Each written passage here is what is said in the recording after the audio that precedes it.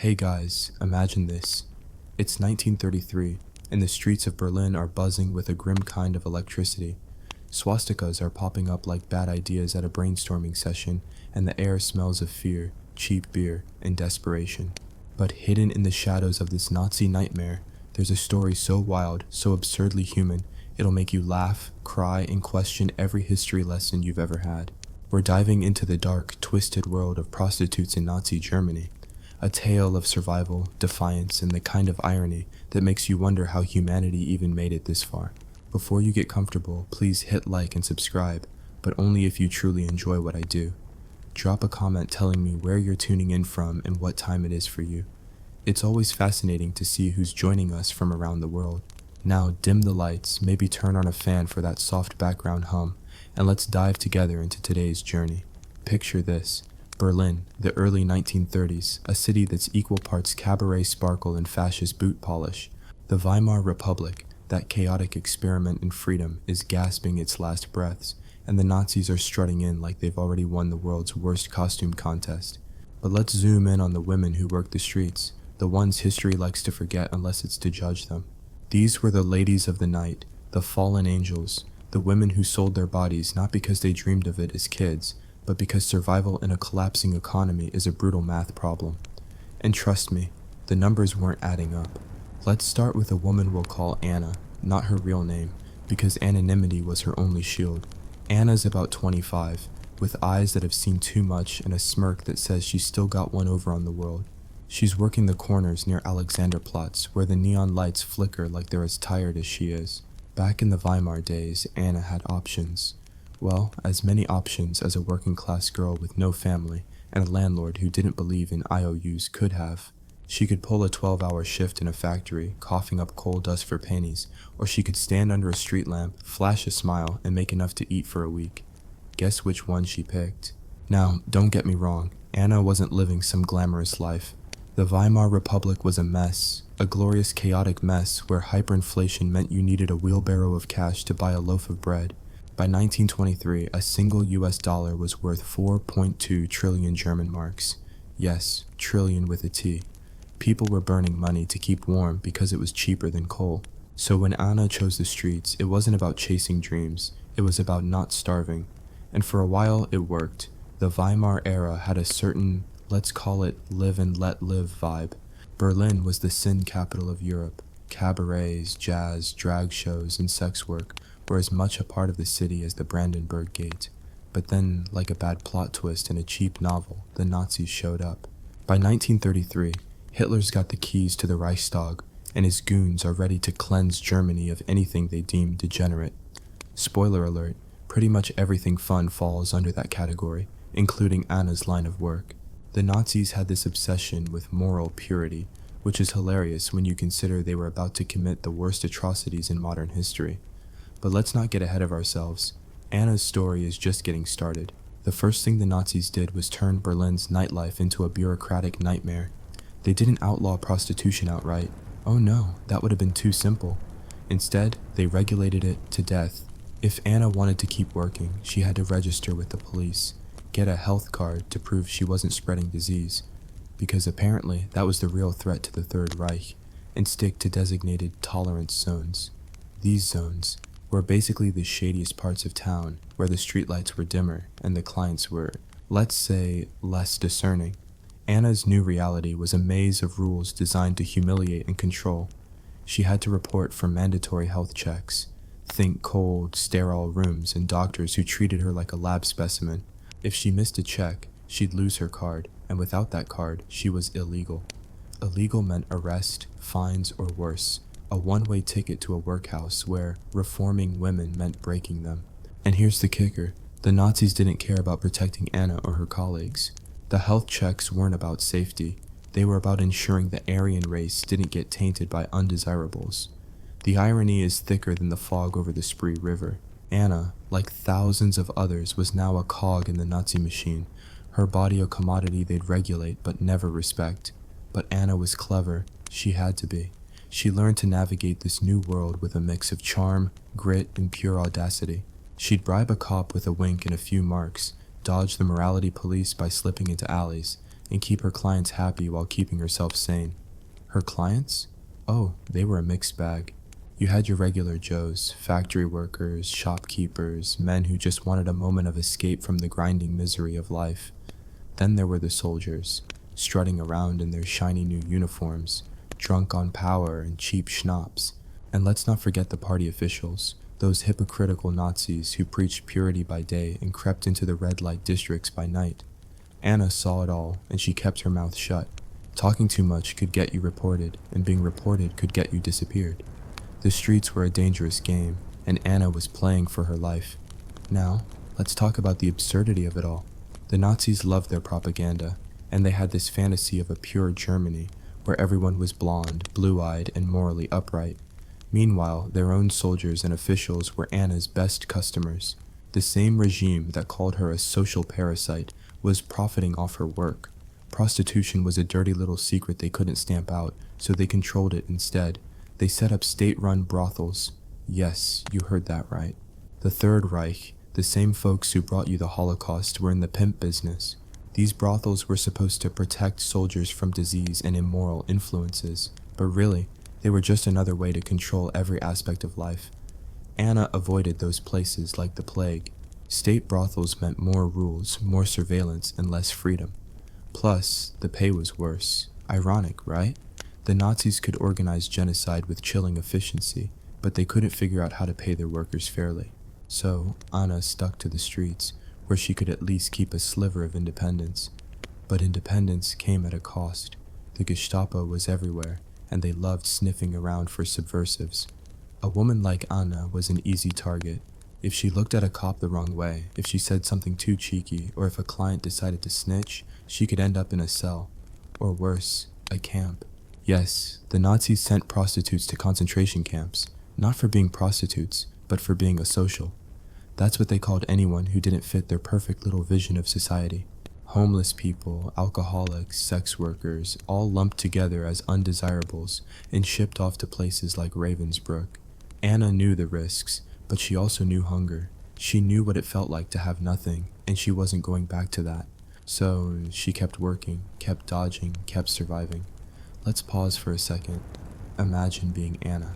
You're out there every night, freezing in a thin dress because the Nazis won't let you wear anything too provocative. You're dodging cops, navigating clients who might turn violent, and trying to make enough to pay rent in a city where prices are skyrocketing because, surprise, the Nazis' economic policies are a disaster. And through it all, you've got to keep your wits sharp, your smile sharper, and your hope. Well, let's say hope is a luxury Anna can't afford. Yet, somehow, she's still got that smirk, that spark that says, you can't break me. That's the kind of woman Anna was, tough as nails with a sense of humor so dark it could eclipse the sun. Speaking of dark humor, let's talk about the clients. Some of them were just lonely guys, sure, but others? Oh, they were a parade of absurdity. Picture a mid-level Nazi bureaucrat, all puffed up with self-importance, whispering sweet nothings about the Führer, while Anna nods and tries not to roll her eyes. Or the soldier who's so drunk he starts crying about his mom, while Anna pats his head and calculates how much she can charge him for emotional labor. These men weren't just buying sex, they were buying an escape from the madness of their own ideology. And Anna? She was their escape artist, painting a fleeting illusion of normalcy in a world gone insane. But let's not romanticize this. Anna's life was a tightrope walk over a pit of despair. Every night was a gamble. Would she make enough to eat? Would she get arrested? Would a client turn violent? And then there was the shame, the constant drumbeat of society telling her she was less than human. The Nazis didn't invent that shame. Society's been judging sex workers since forever, but they turned it into a weapon. They made Anna and women like her feel like they were the problem, when really, the problem was a system that left them no other choice. By 1934, things were getting tighter. The Nazis were cracking down harder, and the tolerance zones were shrinking. Anna had to get creative. She started working the bars, the ones where the lights were low, and the barkeeps didn't ask questions. She'd slip a few marks to the owner for a corner table, where she could meet clients without drawing too much attention. It was risky. Undercover cops loved staking out those places, but it was better than the streets. At least in a bar, she could pretend she was just another girl out for a drink. And sometimes, just sometimes, she'd overhear something useful. A client bragging about a promotion, a soldier letting slip about troop movements. Anna's ears were always open. Not because she was a spy, but because information was power, and power was survival. Let's wrap this first part up with a question for you, dear viewer. What would you do if you were Anna? If every choice you had was a bad one, but you still had to choose? Drop a comment below and let me know. How would you survive in her shoes? And while you're at it, tell me what time it is where you are. Is it midnight in New York? Noon in Tokyo? I want to know who's diving into this dark history with me. Stay tuned for part 2 where things get even wilder, because believe it or not, Anna's story is about to take a turn that'll make your jaw drop. See you soon. Alright, let's dive back into the grim, absurd, and darkly ironic world of Anna and her fellow streetwalkers in Nazi Germany. Buckle up, because if you thought part 1 was a wild ride, part 2 is about to crank the chaos up to 11. We're picking up right where we left off, Berlin, mid-1930, where the swastikas are multiplying. The air is thick with paranoia, and Anna's still out there, dodging cops, charming clients, and surviving a regime that's got a fetish for control and a knack for hypocrisy. Ready? Let's go. Anna's life by 1935 is like a tightrope walk over a pit of hungry wolves. The Nazis are tightening their grip on every corner of society, and the streets are no exception. Those tolerance zones we talked about, they're shrinking faster than a Weimar paycheck in hyperinflation. The cops are everywhere now, and they're not just your average beat officers looking for a bribe. These are the morality police, the kind of guys who'd arrest you for sneezing too seductively. Anna's still working the bars, slipping a few marks to shady barkeeps for a corner table, but even that's getting dicey. The Gestapo's got eyes in every shadow, and they're not just looking for political dissidents. They're hunting anyone who doesn't fit their Aryan fever dream. And Anna? She's about as far from that dream as you can get. But here's the thing about Anna. She's not just surviving, she's adapting. She's got this knack for reading people, like she's got a PhD in human nonsense. She knows which clients will pay extra for a laugh, which ones will snitch if she says the wrong thing, and which cops can be bought with a smile and a few crumpled Reichsmarks. It's a skill set born from necessity, because in Nazi Germany, one wrong move could land you in a cell, a workhouse, or worse. And trust me, worse isn't just a figure of speech. Let's talk about the camps for a second, because this is where the Nazi absurdity hits peak insanity. The regime had this category called asocials, a catch-all for anyone they didn't like. Homeless folks, alcoholics, sex workers like Anna, even people who just looked too weird for the Third Reich's aesthetic. These people could be rounded up and sent to places like Ravensbrück, a concentration camp specifically for women. Ravensbrück wasn't just a prison, it was a meat grinder for the human spirit. Women there were forced into slave labor, starved, beaten, and worse. Some were even used in medical experiments that make your skin crawl just thinking about them. Anna knew about these places, not the details, because nobody talked about that openly, but enough to know that getting caught wasn't just a slap on the wrist. It was a one-way ticket to hell. So, Anna got smarter. She started building a network, not the kind you'd find on LinkedIn, but a gritty underground web of barmaids, bouncers, and other working girls who'd tip each other off about raids or snitches. It was like an informal resistance, except instead of passing secret codes, they were passing warnings about which cop was in a bad mood or which client was a Gestapo plant. This network was Anna's lifeline, and it's where we meet another character in our story, Clara, a fellow streetwalker with a mouth as sharp as her stilettos. Clara is a bit older than Anna, maybe in her early 30s, with a laugh that could cut through the gloom of any Berlin dive bar. She's been in the game longer and she's seen it all. Clients who cry, clients who threaten, clients who think they're in love after 10 minutes. Clara's the one who teaches Anna the real tricks of the trade, how to spot an undercover cop. Hint, they're the ones who try too hard to blend in. How to hide your earnings from the taxman, because yes, the Nazis taxed prostitutes, and how to keep your soul intact when the world's telling you you're worthless. Clara's got this saying, they can take your body, but they don't get your mind unless you let them. It's the kind of gallows humor that keeps you going when the alternative is giving up. Now, let's talk about the clients again, because they're a walking contradiction. The Nazis are out here preaching about racial purity and moral decency, but their boys are lining up for Anna and Clara's services like it's Black Friday at the brothel. You've got SS officers who will salute the Führer in the morning and sneak into a back alley at night. You've got party officials who write speeches about the sanctity of the German family, while slipping Anna a few extra marks for discretion.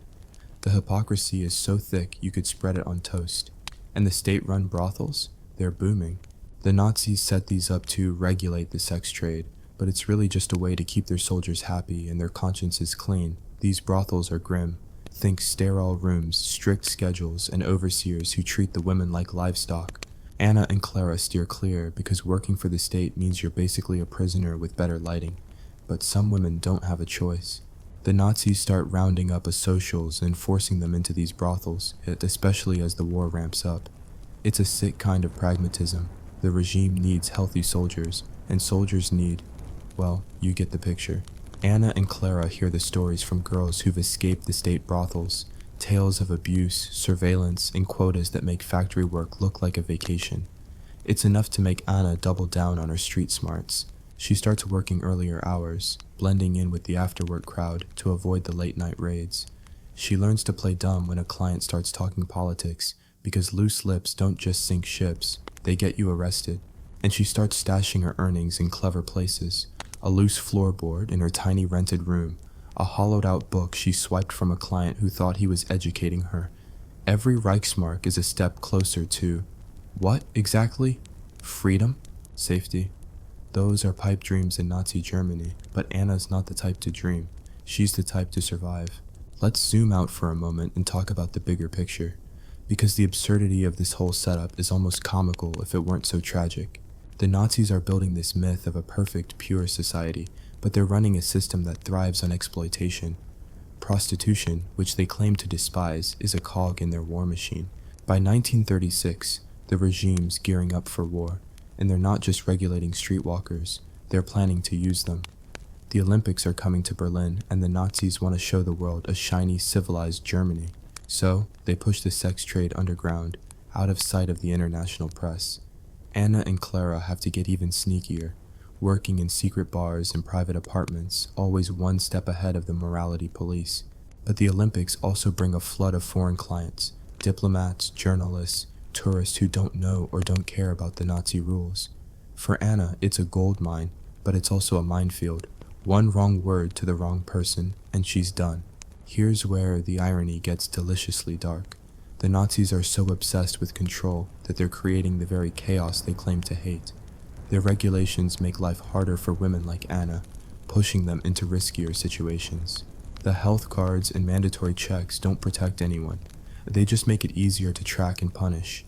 In the state brothels, they're not about order, they're about profit and power. The regime's making money off the same women they call degenerate, and nobody bats an eye. It's like watching a dictator lecture about sobriety while chugging vodka from a boot. Anna and Clara see through the nonsense, but seeing through it doesn't make it easier to live through. By now, Anna's starting to feel the weight.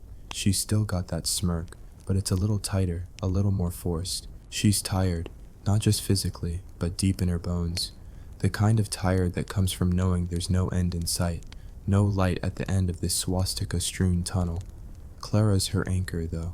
The two of them share a drink at the end of a long night, trading stories about the ridiculous clients they've dealt with, like the guy who insisted on reciting Goethe while Anna pretended to care, or the officer who left his Iron Cross medal in Clara's room and had to beg her not to tell anyone. These moments of laughter are rare, but they're what keep them human. They're a reminder that even in this nightmare, there's still something the Nazis can't take, their ability to find humor in the absurd. But the screws are tightening. By 1937, the Nazis are getting bolder, and the definition of a social is expanding. Anna hears whispers about friends who've vanished, not arrested, not jailed, just gone. The Gestapo doesn't need evidence, suspicion is enough, and Anna's starting to attract attention. Maybe it's because she's too good at her job, too clever at dodging the rules. Maybe it's because she overheard something she shouldn't have. A client bragging about a secret meeting, a name she wasn't supposed to hear. Whatever it is, she's got a bad feeling, the kind that sits in your gut like a stone. Clara notices it too, and one night, over a glass of watered-down wine, she lays it out plain. We need a plan, Anna. This isn't just about surviving anymore. It's about getting out. Getting out. Two words that sound simple, but are heavier than a Panzer tank. Getting out means leaving Berlin, leaving Germany, leaving everything Anna knows. It means money, papers, connections, things she doesn't have. But Clara's got a spark in her eye, the kind that says she's not done fighting. And Anna? She's not sure if she believes in getting out, but she believes in Clara. So they start scheming. They pool their cash, start asking around for forged papers, start mapping out routes to places where the Nazis' reach might be weaker. It's a long shot, but long shots are all they've got. Alright, let's hit pause here because this is getting intense and I need you to stay with me. What do you think Anna and Clara should do next? Drop a comment below with your ideas. Would you try to escape or keep playing the dangerous game of survival? And tell me, where are you watching from and what's the vibe where you are? Is it a rainy afternoon in London or a sunny morning in Sydney? Let me know because I love picturing all of you out there, diving into this wild history with me. Stay tuned for part 3, where Anna and Clara's plan takes shape. And trust me, it's going to be a roller coaster of hope, betrayal, and Nazi-level absurdity. See you soon. Welcome back to the twisted, tragic, and absurdly ironic saga of Anna and Clara, 2 women trying to outwit the Nazi machine while the world around them descends into madness. It's 1937, Berlin's a pressure cooker of paranoia, and our heroines are plotting the impossible, getting out. If you thought the last part was intense, brace yourself. This one's got betrayal, hope, and enough dark humor to make you laugh through the tears. Let's dive in. Anna and Clara are now partners in crime, not just survival. They're pooling their cash, hiding it in places even the Gestapo wouldn't think to look, like the lining of Clara's beat-up coat or under a floorboard in Anna's crumbling apartment. Their plan? Escape Germany before the noose tightens any further. The Nazis are cracking down harder every day, and the streets are buzzing with rumors of war. The Olympics are over, the world stopped pretending Germany's a nice place to visit, and the regime's dropping any pretense of civility. For women like Anna and Clara, labeled asocial by a system that thrives on their exploitation, staying in Berlin is like playing Russian roulette with all the chambers loaded. The escape plan starts with forged papers. You can't just hop a train out of Nazi Germany, not unless you want to end up in a camp faster than you can say Heil Hitler. Papers mean everything. ID cards, travel permits, proof you're not one of the regime's many undesirables. Anna and Clara don't have the connections for this, but Clara knows a guy who knows a guy. His name's Fritz, a greasy little forger who operates out of a basement that smells like mold and regret. Fritz is the kind of guy who'd sell his own mother for a pack of cigarettes, but he's good at what he does. For a price, half their savings, plus a few favors, Clara negotiates with a grimace.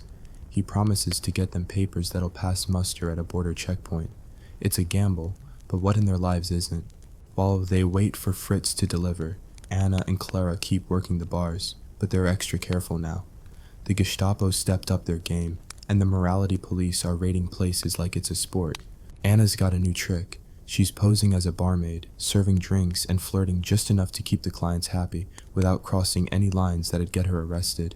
It's exhausting, playing this double game, smiling for the drunks, dodging the cops, and pretending she's not counting every Reichsmark toward freedom. Clara, meanwhile, is the brains of the operation. She's mapping out escape routes, whispering with contacts in their underground network, trying to figure out where they can go. France? Too risky, with the Nazis cozying up to the Vichy government. Switzerland? Neutral, but the borders are crawling with guards. Sweden? Maybe, but it's a long way, and they'd need more money than they can dream of. Every option feels like a trap, but Clara's got this stubborn spark that keeps Anna from giving up.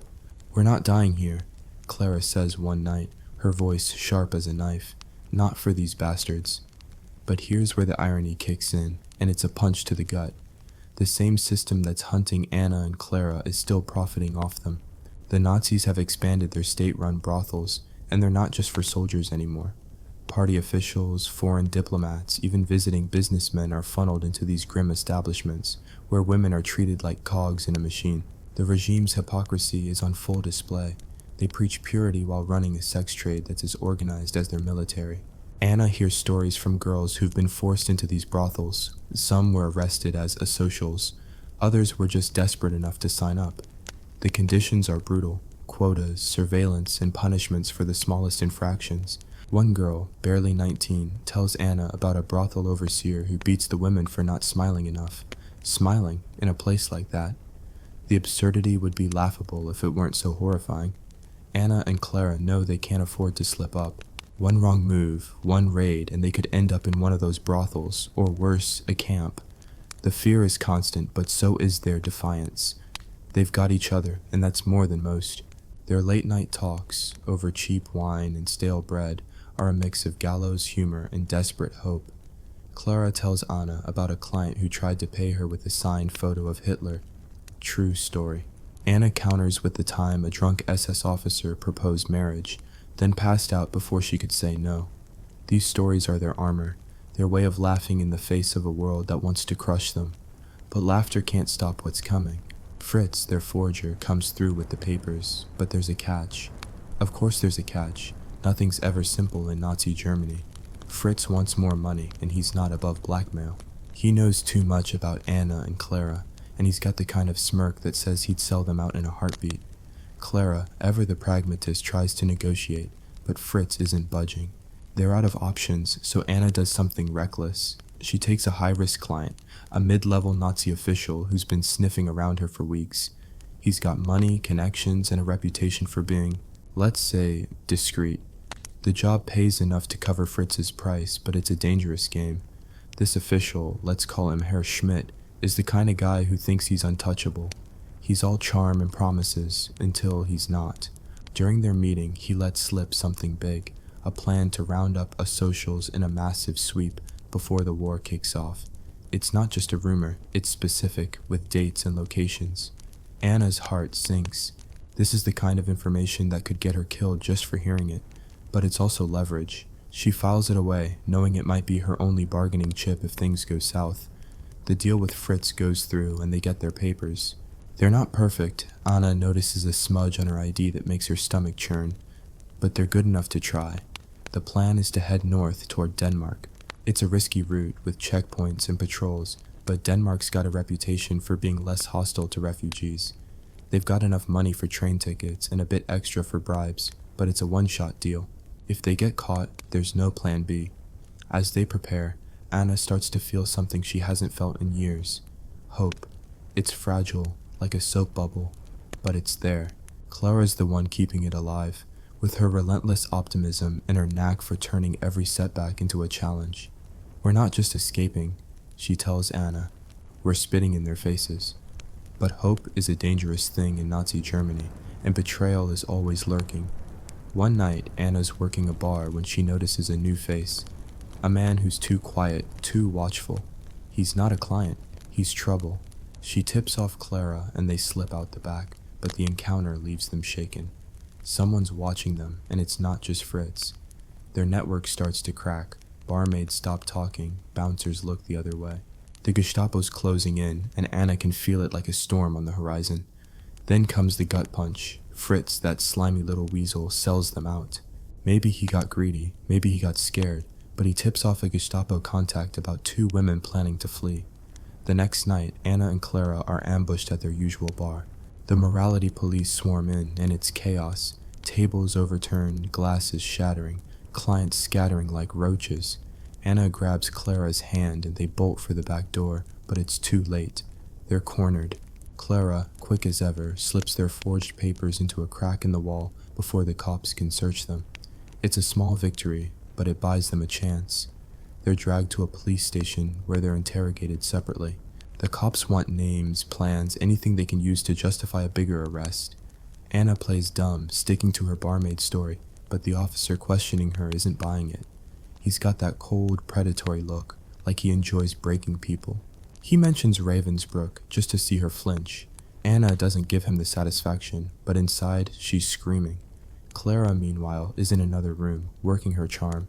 She's got a knack for talking her way out of trouble, and somehow, maybe with a bribe, maybe with a lie, she convinces them to let her go. Anna's not so lucky. They've got her pegged as the ringleader, and they're not wrong. She's held overnight, then shipped to a workhouse, one of those reform centers where the Nazis try to grind the spirit out of you. It's not a camp, not yet, but it's close enough to make Anna's blood run cold. The workhouse is a nightmare of endless labor, sewing uniforms for the army, scrubbing floors until your hands bleed, all under the watchful eyes of guards who'd rather beat you than look at you. Anna's surrounded by other women, some like her, some just unlucky enough to be poor or different, They're all asocials in the Nazis' eyes, and the guards make sure they know it. But Anna's still got that spark, that defiance that keeps her going. She starts whispering to the other women, trading stories, building a tiny network even in this hellhole. It's not much, but it's enough to keep her sane. Meanwhile, Clara's out there, free but frantic. She knows Anna's in trouble and she's not about to abandon her. Clara starts working every angle she can, bribing cops, sweet-talking clients, even tracking down Herr Schmidt, the Nazi official Anna met. She's playing a dangerous game because Schmidt's not just a client, he's a liability. But Clara's got no choice. She needs his influence to get Anna out, and she's willing to risk everything to make it happen. Alright, let's hit the brakes here, because this is getting heavy, and I need you to stay with me. What would you do if you were Clara, out there on your own, trying to save your best friend? Drop a comment below with your thoughts. Would you risk it all, or play it safe? And tell me, where are you watching from? Is it a chilly evening in Chicago, or a warm afternoon in Cape Town? I want to know who's riding this roller coaster with me. Stay tuned for part 4, where we find out if Anna and Clara can pull off the impossible, or if the Nazis' grip is just too tight. It's going to be a wild finish. See you soon. Alright, welcome back to the final chapter of Anna and Clara's saga, a tale of defiance, betrayal, and the kind of stubborn hope that refuses to die, even in the heart of Nazi Germany's madness. It's 1937, Berlin's a labyrinth of fear and swastikas, and Anna's trapped in a workhouse, while Clara's out there, risking everything to pull her friend out of the fire. This is part 4, and it's going to be a gut-wrenching, heart-pounding ride to the end. Let's dive in. Clara's on the streets, moving like a ghost through Berlin's underbelly. She's free, but freedom in Nazi Germany is just a prettier cage.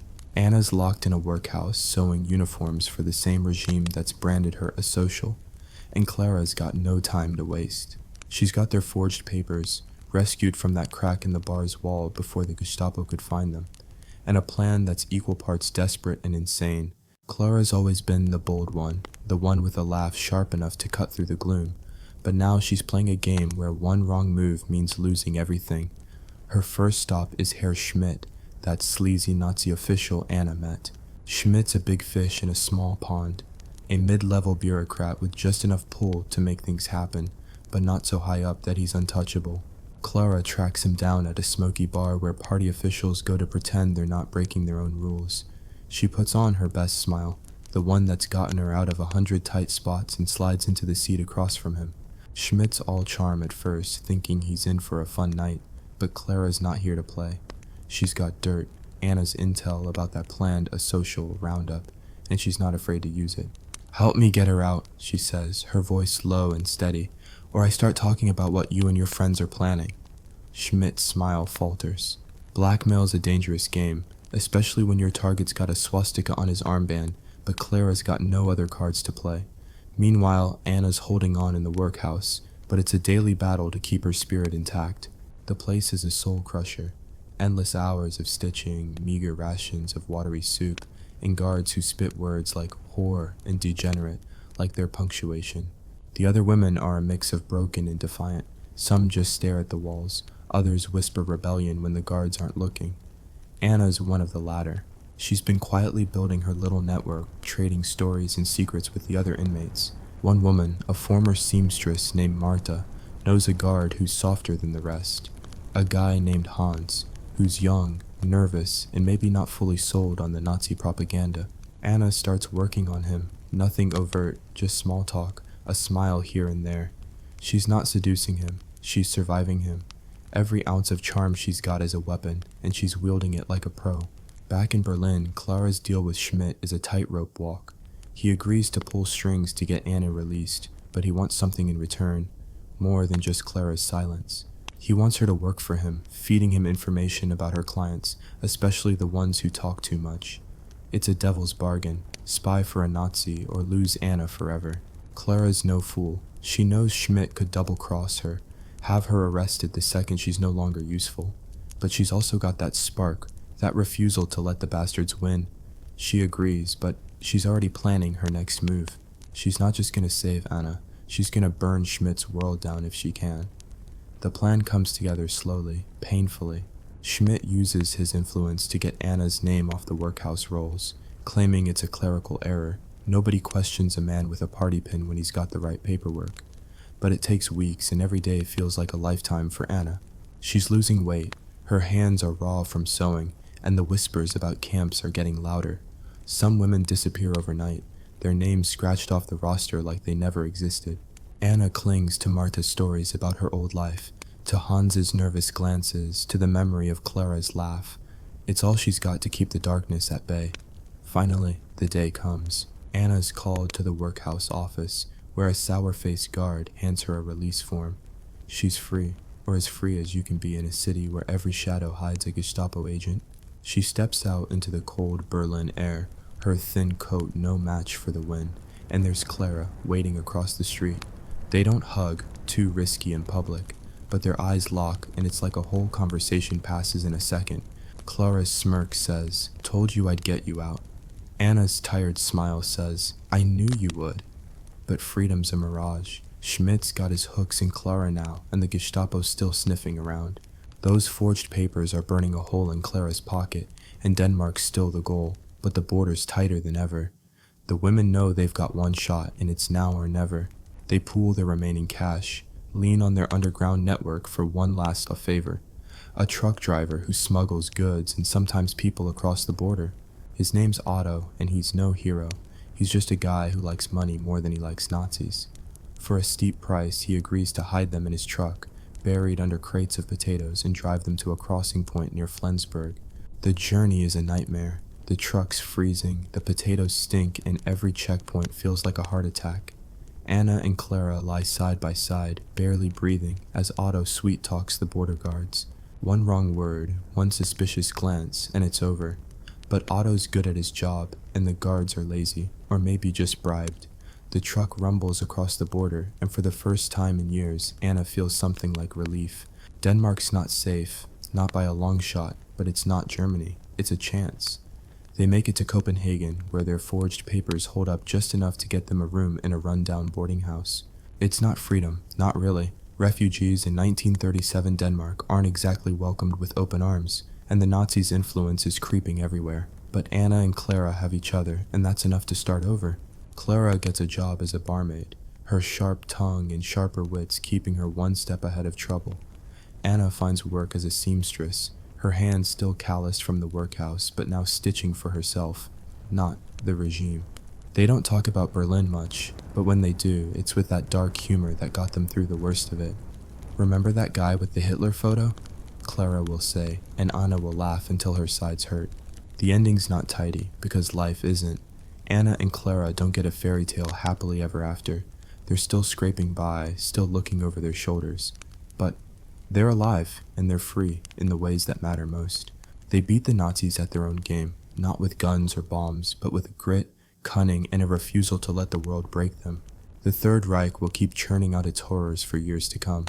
But Anna and Clara are proof that even in the darkest times, there's a spark that can't be snuffed out. So, that's the story of Anna and Clara, two women who laughed in the face of a nightmare and lived to tell about it. What did you think? Drop a comment below and let me know. How would you have survived in their shoes? What part of their story hit you hardest? And tell me, where are you watching from and what's the vibe? Is it a quiet night in Toronto or a bustling morning in Mumbai? I love knowing who's out there, sharing this wild journey through history with me. Thanks for sticking with me through this saga. If you enjoyed it, hit that like button, subscribe, and maybe share this with someone who'd love a story about defiance against all odds. Until next time, keep questioning, keep laughing, and keep shining, no matter how dark the world gets. See you soon. Imagine this. You're strolling through modern Britain, sipping tea, complaining about the rain, when suddenly, bam, DNA science drops a bombshell. The first Brits weren't pale and pasty like a soggy crumpet. No, they were dark-skinned, blue-eyed hunters staring down woolly mammoths with a tan that would make today's influencers jealous. But hold on, because this isn't just a fun fact. It's a twisted tale of survival, absurdity, and the sheer nightmare of clawing your way through prehistoric hell. Buckle up, because we're diving into the ironic abyss of Britain's ancient origins, where every step was a gamble with death, and history laughs at our assumptions. If this hooks you, smash that like button and comment below. What shocked you most about ancient Britain? Let's unravel this madness. Ah, the Stone Age. romanticized in movies as noble savages frolicking in forests, but let's be real. It was a brutal slog through mud, blood, and endless hunger. Picture the scene around 10,000 years ago, as the last ice age finally loosens its icy grip on what we now call Britain. Glaciers retreat like defeated villains, leaving behind a soggy, thawing landscape that's more swamp than paradise. Our protagonists? A band of dark-skinned wanderers, descendants of even earlier African migrants who trekked across continents because, why not? Survival's a joke, right? These folks, with skin tones evolved for sunny savannas, now find themselves in a drizzly island where the sun plays hide-and-seek behind perpetual clouds. Ironic, isn't it? Nature's cruel punchline, adapt or die, but good luck with that vitamin D deficiency. Meet Cheddar Man, the poster boy for this revelation. Unearthed in 1903 from a cave in Somerset, this guy's skeleton sat in a museum for decades, smirking at archaeologists who painted him as a fair-skinned ancestor. Then, in 2018, DNA wizards at the Natural History Museum in London sequenced his genome, and, plot twist, he's got skin darker than many modern Mediterraneans, paired with piercing blue eyes. Imagine the shock. Britain's first man looks more like a sub-Saharan hunter than a rosy-cheeked Englishman. The absurdity hits hard. For centuries, we've built national identities on myths of pale purity, only for science to flip the script. Cheddar Man wasn't sipping ale in a pub. He was spearing fish in freezing rivers, his dark skin a remnant of warmer climes, now a liability in this foggy freezer. But let's not sugarcoat it. The pain of survival was excruciating. These Mesolithic Brits, as we call them, weren't lounging in caves with Netflix. No, they were nomadic foragers, chasing herds of reindeer and wild horses across a land bridge connecting Britain to Europe. Doggerland, they call it now, that sunken Atlantis of the North Sea, where our dark-skinned forebears roamed freely before rising seas swallowed it whole. Imagine the horror. One day you're hunting elk on solid ground, the next waves are lapping at your toes, forcing you inland.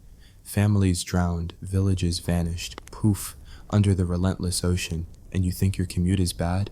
These folks migrated or perished, their bones aching from constant movement, bellies growling from scarce meals. Sarcasm alert. How delightful to live in an era where every berry could poison you, every animal could maul you, and childbirth was a 50-50 shot at survival. Women, those unsung heroines, bore children in drafty shelters, wrapping infants in animal hides while praying to whatever spirits they believed in that wolves wouldn't snatch them away. Men? They weren't off golfing, they were crafting flint tools with bleeding hands, sharpening spears that might break mid-hunt, leaving them defenseless against a charging aurochs. The absurdity of it all. Evolution gave them intelligence to build fires and tell stories, but forgot to include antibiotics or supermarkets. One infected cut from a thorn, and you're done. Sepsis claims another victim in this prehistoric lottery. Zoom in on a typical day. Dawn breaks over a misty forest in what's now Yorkshire. Our dark-skinned clan stirs from sleep under fur blankets, their blue eyes scanning for threats. The leader, let's call him Karg, because why not give him a name that sounds like a grunt, rallies the group. Today we hunt, he barks, but in some guttural proto-language we can only guess at. They venture out, barefoot or in rudimentary leather wraps, into a world teeming with megafauna. Woolly rhinos, giant deer, creatures that make modern zoos look tame. But hunting? It's not the heroic charge you see in films. It's hours of stalking, heart-pounding, only to miss and go hungry again. The pain, twisted ankles on uneven terrain, frostbite in winter, starvation etching lines on their faces. And the weather. Oh, the ironic cruelty of British weather even then. Post-Ice Age, Britain was a temperate tundra turning into woodland, but storms raged like angry gods. Torrential rains turned paths to quagmires, lightning split ancient oaks, and floods swept away precious tools. Survival meant ingenuity born of desperation. They fashioned boats from hollowed logs to cross rivers, risking capsizing and drowning. They gathered hazelnuts and wild garlic, but one bad season and famine loomed. Children died young, elders were burdens, harsh but true. The nightmare. Burying your kin in shallow graves, knowing predators might dig them up. Yet, they persisted, their dark skin absorbing what little sun pierced the canopy, their resilience a testament to human absurdity. Enter the absurdity of early art and ritual. These folks weren't just surviving, they were creating. In caves like Creswell Crags, they etched horses and bison on walls, perhaps to invoke hunting magic or just to pass the time during blizzards. Ironic, isn't it? Amidst the pain, they found time for doodles. Shamanic figures danced around fires, chanting to spirits for better luck, while the reality was grim. High infant mortality, constant migration, and the ever-present specter of extinction. DNA tells us they carried genes for lactose intolerance. Hilarious, considering Britain's future dairy obsession. No milk for these guys, it would have curdled their guts. But let's talk migration waves, because Britain's story is one big ironic melting pot. Our dark-skinned pioneers weren't alone for long. Around 6,000 years ago, Neolithic farmers from the Near East trickle in, bringing lighter skin alleles that would eventually dominate. These newbies, with their domesticated animals and crops, outcompeted or interbred with the locals. The pain of displacement, hunter-gatherers pushed to the fringes, their way of life upended by plows and pottery. Absurdity peaks when you realize modern Brits have only about 10% DNA from those original dark-skinned folk. The rest? A mishmash of invaders, each adding their own layer of chaos. Picture the clash. Dark-skinned foragers eyeing these pale newcomers with suspicion. Who are these weirdos planting seeds instead of chasing game? Karg might mutter, but necessity breeds uneasy alliances. Marriages happen, genes mix, and slowly skin tones lighten as natural selection favors those better at synthesizing vitamin D in cloudy climes. The nightmare evolves, from hunting horrors to farming drudgery, clearing forest with stone axes, backbreaking work that left calluses and early arthritis. Pests devoured crops, droughts withered fields, and raids from rival groups added violence to the mix. Sarcastic aside, thank goodness for progress, right? But no, early farming was a trap. Populations boomed, but so did diseases from close quarters and animal domestication. Tuberculosis, plague precursors, welcome to the party. Our ancestors traded nomadic freedom for settled misery, building megaliths like Stonehenge as if to say, look at us, defying the gods with giant rocks. Yet dragging those blue stones from Wales? Pure absurdity, hundreds of miles over rough terrain with ropes and sheer willpower. Why? Rituals, astronomy, or just to impress the neighbors? The pain, broken bones, exhausted bodies, all for a circle that still baffles us. As we delve deeper, consider the Beaker people around 4,500 years ago. Another wave, bringing bronze tools and a penchant for single burials with fancy pots. These Indo-European speakers with steppe ancestry replaced much of the Neolithic population in a genetic turnover that's downright eerie. DNA shows a 90% replacement in some areas. Was it conquest, disease, or both? The irony, Britain's natives keep getting overwritten, layer upon layer, like a palimpsest of forgotten sufferings. Dark-skinned origins fade, but echoes remain in our genomes, mocking notions of racial purity. The survival pain intensifies with metallurgy. Bronze Age Brits smelted copper and tin, forging weapons that turned conflicts bloodier. Hill forts rise, signaling paranoia, defend or die. Raids for cattle, slaves, resources become routine. Women weave cloth from nettles, their fingers raw, while men mine flint in dark shafts, lungs filling with dust. Child labor? Standard, tiny hands perfect for narrow tunnels. The nightmare, cave-ins, poison gases, early deaths. Yet they innovated, trading amber and jet across seas, connecting to continental networks in a prehistoric EU of sorts. Fast forward to the Iron Age, where Celts dominate with their hallmarked art and druidic mysteries. But don't romanticize, life's still a grind. Hill forts like Maiden Castle see massacres, skeletons show arrow wounds, crushed skulls. The absurdity, building massive earthworks only to have Romans bulldoze them later. Our dark-skinned ancestry lingers in folklore, perhaps as little people myths, but reality's harsher. Bog bodies, preserved in peat, tell tales of ritual killings, throats slit, bodies weighted down. Why? Bad omens, sacrifices to appease famine gods? The pain of superstition in a world without science. And the environment? Ever-changing, ever-cruel. Sea levels rise, eroding coast. Volcanoes like Iceland's Hekla spew ash, blotting the sun and ruining harvests. Starvation winters where the weak perish. Survivors cannibalize in desperation. Archaeological hints suggest it. Ironic, isn't it? Humans, apex predators reduced to eating kin. The sarcasm drips, evolution's grand design, folks. But amidst the horror, sparks of humanity. They bury dead with grave goods, tools, jewelry, hoping for an afterlife less sucky than this one. Stories around campfires wove myths of heroes battling beasts, echoing their daily struggles. Language evolved, art flourished in spirals and knots, a defiant beauty against the ugliness of existence. As part 1 wraps, remember, this is just the prelude to Britain's chaotic saga. From dark-skinned hunters to iron-wielding warriors, it's a roller coaster of absurdity and agony. What's your take? Comment, would you survive Stone Age Britain? Stay tuned for part 2, where invasions ramp up the madness. Don't forget to subscribe. History's nightmares await. Alright, here we go, diving back into the muck and mayhem of ancient Britain for part 2 of our epic, ironic saga. If you thought the Stone Age was a brutal laugh riot, buckle up. Things get spicier as we barrel through the Bronze Age and into the Iron Age, where survival's still a cruel joke, and history's got a twisted sense of humor. Picture this. You're one of those dark-skinned, blue-eyed pioneers' descendants, now mixed with waves of invaders, scratching out a living in a land that seems hell-bent on killing you. If that grabs you, drop a comment. What's the wildest thing you'd do to survive ancient Britain? Let's plunge into the chaos. The Bronze Age, roughly 2500 BC, dawns with a metallic swagger. Our ancestors, no longer just flint-chipping nomads, discover the alchemy of copper and tin, forging shiny new toys, axes, daggers, and the occasional blingy torques. Sounds fancy, right? Wrong. Mining tin in Cornwall's cliffs meant crawling into claustrophobic tunnels, lungs choking on dust with a good chance of the earth swallowing you whole.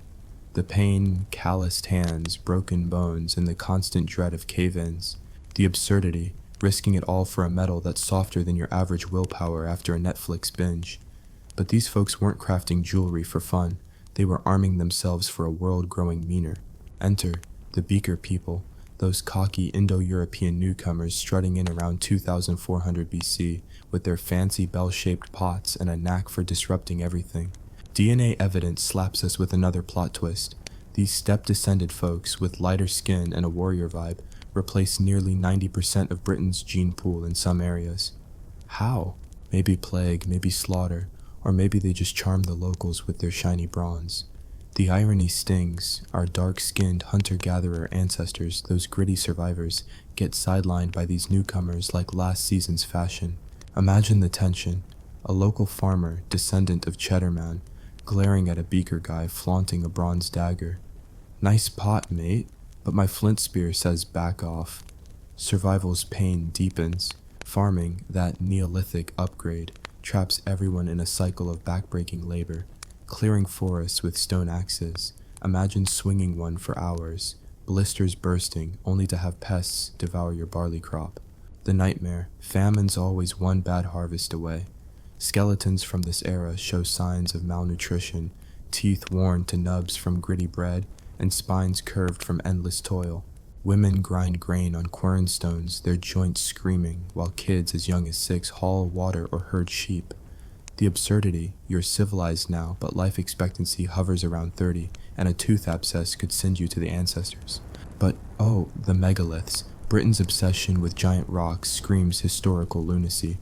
Stonehenge, that poster child of prehistoric ambition, isn't just a circle of stones. It's a monument to human stubbornness, dragging 25-ton bluestones from Wales 200 miles away over hills and rivers, with ropes and logs.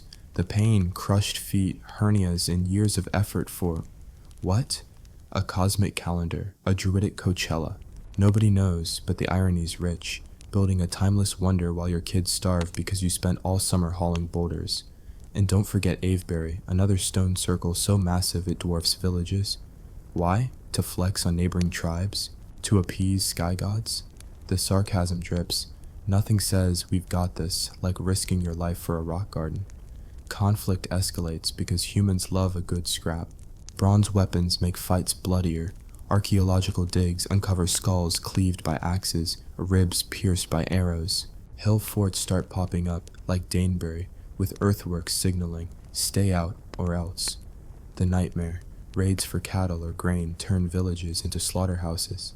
Imagine defending your muddy ramparts, heart pounding as shadowy figures creep closer at dawn.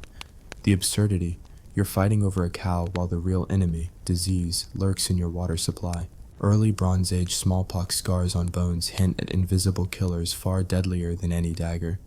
Let's talk ritual, because these folks love their mystical nonsense. Bog bodies, poor sods like Lindo, man, turn up in peat, throats slit, garroted or bashed, likely sacrifices to appease gods who clearly weren't listening. The pain, being chosen as the lucky offering, knowing your death won't stop the floods or famines. The irony, elaborate ceremonies with druids chanting under oak groves, while starvation gnaws at everyone's guts. They buried chiefs with gold necklaces and amber beads, as if the afterlife cared about your jewelry collection. Meanwhile, commoners got shallow graves, their bones nibbled by foxes. Trade, though, adds a flicker of hope, or more absurdity, depending on your view. Britain's tin, prized across Europe, turns the island into a prehistoric Wall Street. Merchants paddle log boats to Brittany, swapping metal for wine or tools, risking storms and shipwreck. The pain, weeks at sea, shivering, seasick, praying you don't capsize. The irony, you're trading for luxury goods while half your village dies from dysentery. Amber from the Baltic, jet from Whitby, status symbols for a tiny elite, while most folks wear nettle-woven rags that itch like a curse. Fast forward to the Iron Age, around 800 BC, where things get properly Celtic and even more unhinged. Iron's stronger than bronze, so now you've got swords that can actually slice. Great for warfare, terrible for your life expectancy. Hill forts like Maiden Castle grow massive, with ditches and palisades screaming, "We're ready for Armageddon." Spoiler, they weren't. Skeletons from these sites show brutal injuries, arrowheads lodged in spines, skulls crushed like melons.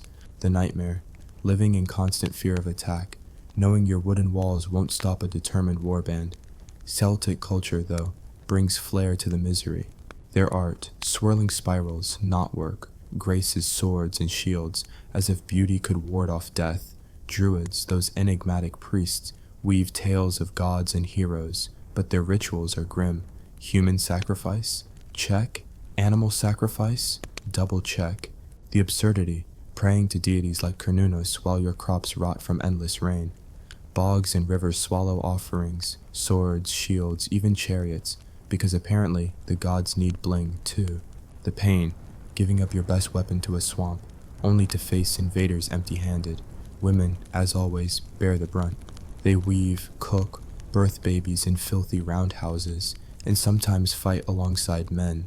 Warrior queens like Boudica are brewing in this era's DNA. But childbirth remains a gamble. 1 in 5 mothers doesn't survive. The irony, society reveres fertility goddesses, yet women die in droves bringing life. Kids aren't coddled, they're hauling firewood or tending pigs by age 7. The nightmare, losing half your siblings to fever before they're 10. Environment's still a cruel jester. Volcanic eruptions, like Hekla's Big Belch around 1159 BC, spew ash, cooling the climate and tanking harvests. Starvation winters force desperate choices. Eat your seed grain or save it for planting. Cannibalism, hinted at in charred bones from some sites, rears its ugly head. The sarcasm, humanity's pinnacle, folks, surviving by gnawing on Uncle Bob. Sea levels keep rising, swallowing coastal settlements, while storms batter wattle and daub huts into mush. Yet, amidst the chaos, culture blooms like a weed in a wasteland. Bards sing epic tales in smoky halls, their words stitching tribes together. Chariots, a Celtic flex, rumble across fields, more for show than practicality, because nothing says I'm important like a rickety cart pulled by scrawny ponies. The irony, they're innovating, trading, storytelling, but life's still a meat grinder. DNA shows these Iron Age Brits are a genetic cocktail, dark-skinned ancestors diluted by Beaker and Celtic waves, their blue eyes now paired with fairer skin, better suited to Britain's gloom.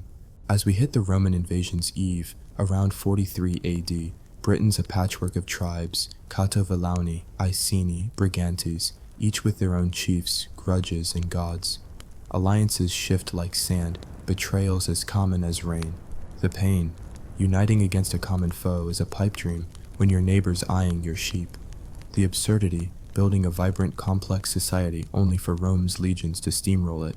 Spoiler alert, they're coming and they don't care about your sacred groves or fancy torques.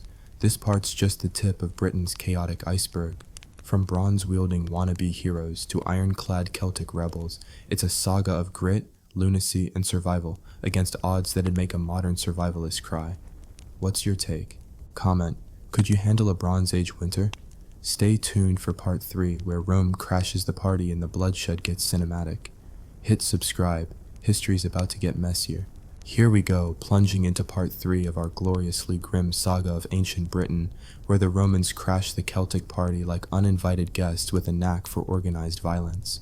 If you thought the Bronze and Iron Ages were a wild ride of survival and absurdity, brace yourself. Things get bloodier, messier, and dripping with historical irony. Picture yourself as a Celtic warrior, your dark-skinned ancestors' genes now a faint whisper in your veins, facing Rome's legions with nothing but a sword and a bad attitude. If this hooks you, smash that like button and comment, would you fight the Romans or join them? Let's dive into the chaos. It's 43 AD, and Emperor Claudius, that limping, stammering Roman with a chip on his shoulder, decides Britain's ripe for the picking. The Celts, with their swirling tattoos and chariot stunts, think they're tough, until 40,000 Roman soldiers land at Kent like a tidal wave of discipline. The pain, your hill fort, built with years of sweat, is no match for siege engines and legionaries who march like they've got a PowerPoint on winning. The absurdity, you've spent generations perfecting war cries and face paint, only for Rome to roll in with spreadsheets and aqueducts. The Battle of Medway sets the tone. Celts fight bravely, but Roman tactics grind them down. Bodies pile up, rivers run red, and your dreams of glory crushed under a sandal. Let's zoom in on the nightmare. You're a Catavolani warrior. Let's call you Brenna, because why not? Your tribe's been squabbling with neighbors like the Trinovantes, but now you're all forced to face Rome. Your iron sword's sharp, but the Romans' gladius is shorter, faster, and backed by a wall of shields. The pain, arrows rain down, your friends fall, their screams drowned by Latin commands. The irony, you're fighting for freedom, but your own chief sold out to Rome for wine and shiny coins. Caradicus, your war leader, leads a guerrilla campaign, darting through forests, but it's like swatting a lion with a twig. He's betrayed, captured, and paraded in Rome. History's cruel mic drop. Life under Roman rule? A sarcastic dream come true. The Celts, those proud, dark ancestry rebels, now toil for their new overlords. Taxes bleed you dry, grain, cattle, even your kids conscripted as auxiliaries. The nightmare, your village, once alive with bardic songs, now echoes with the clink of Roman coins and the crack of whips. Roads slice through sacred groves, villas pop up where druids once prayed. The absurdity, Romans bring civilization, baths, mosaics, togas, while you're still dodging smallpox and living in a roundhouse that leaks like a sieve. DNA evidence shows interbreeding accelerates. Roman soldiers, traders, and settlers mix with locals, diluting that ancient dark-skinned lineage further. Your blue eyes might linger, but your skin's trending lighter, a genetic nod to Britain's gloomy skies. But rebellion brews because Celts don't quit. Enter Boudica, the Iceni queen with hair like fire and a grudge to match. Around 60 AD, Rome pushes her too far. Her husband's dead, her daughter's assaulted, her land stolen. She unites tribes, a rare feat, and unleashes hell.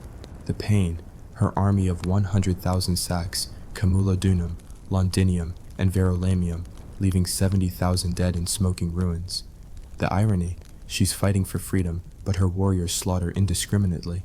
Men, women, even kids. Rome strikes back at the Battle of Watling Street, where 10,000 disciplined legionaries crush her mob. Boudica poisons herself or dies of grief. Either way, it's a gut punch.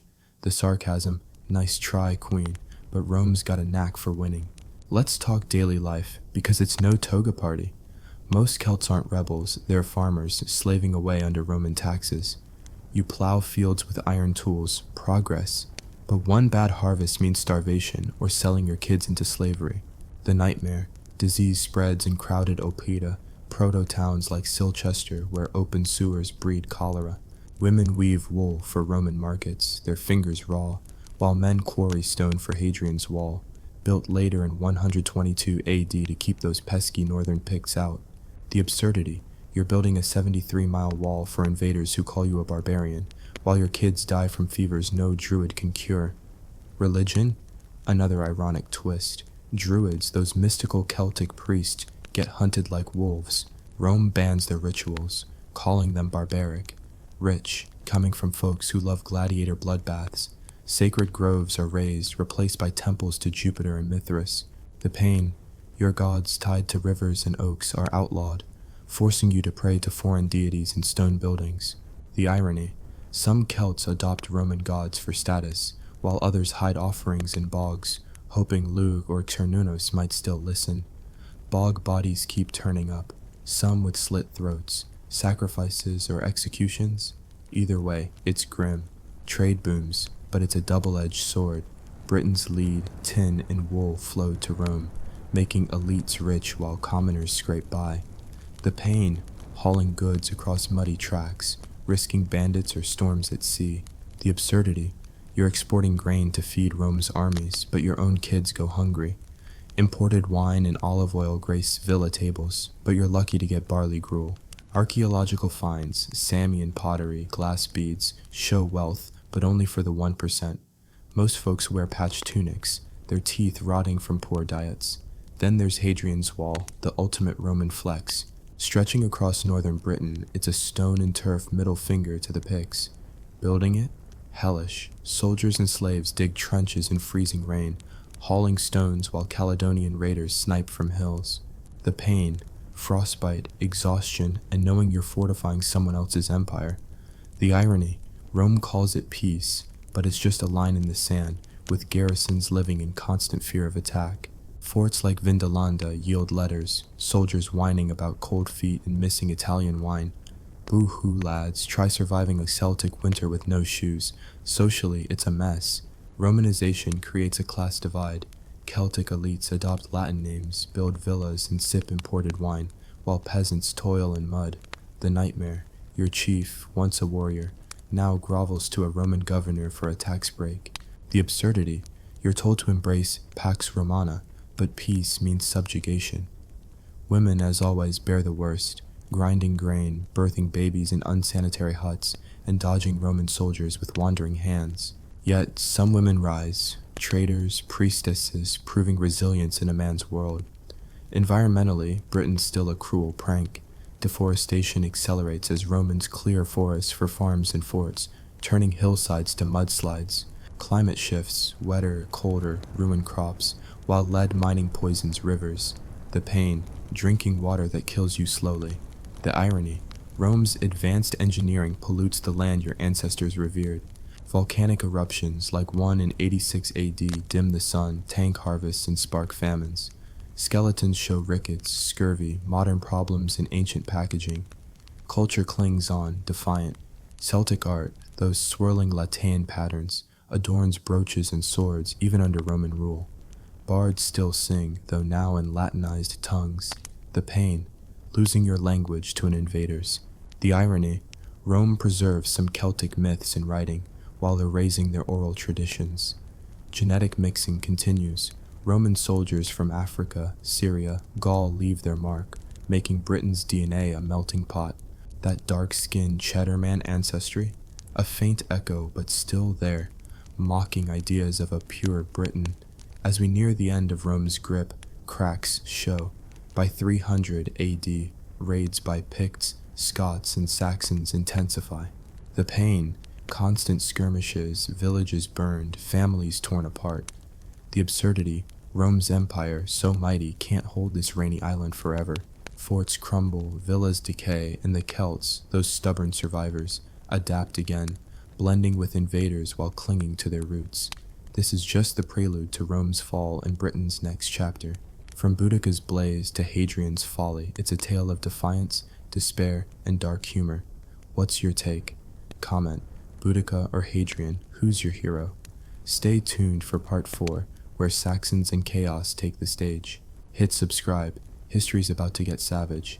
Here we are, charging into the final act of our savage, sarcastic romp through ancient Britain's history, where the Romans pack up, the Saxons barge in, and chaos takes the wheel.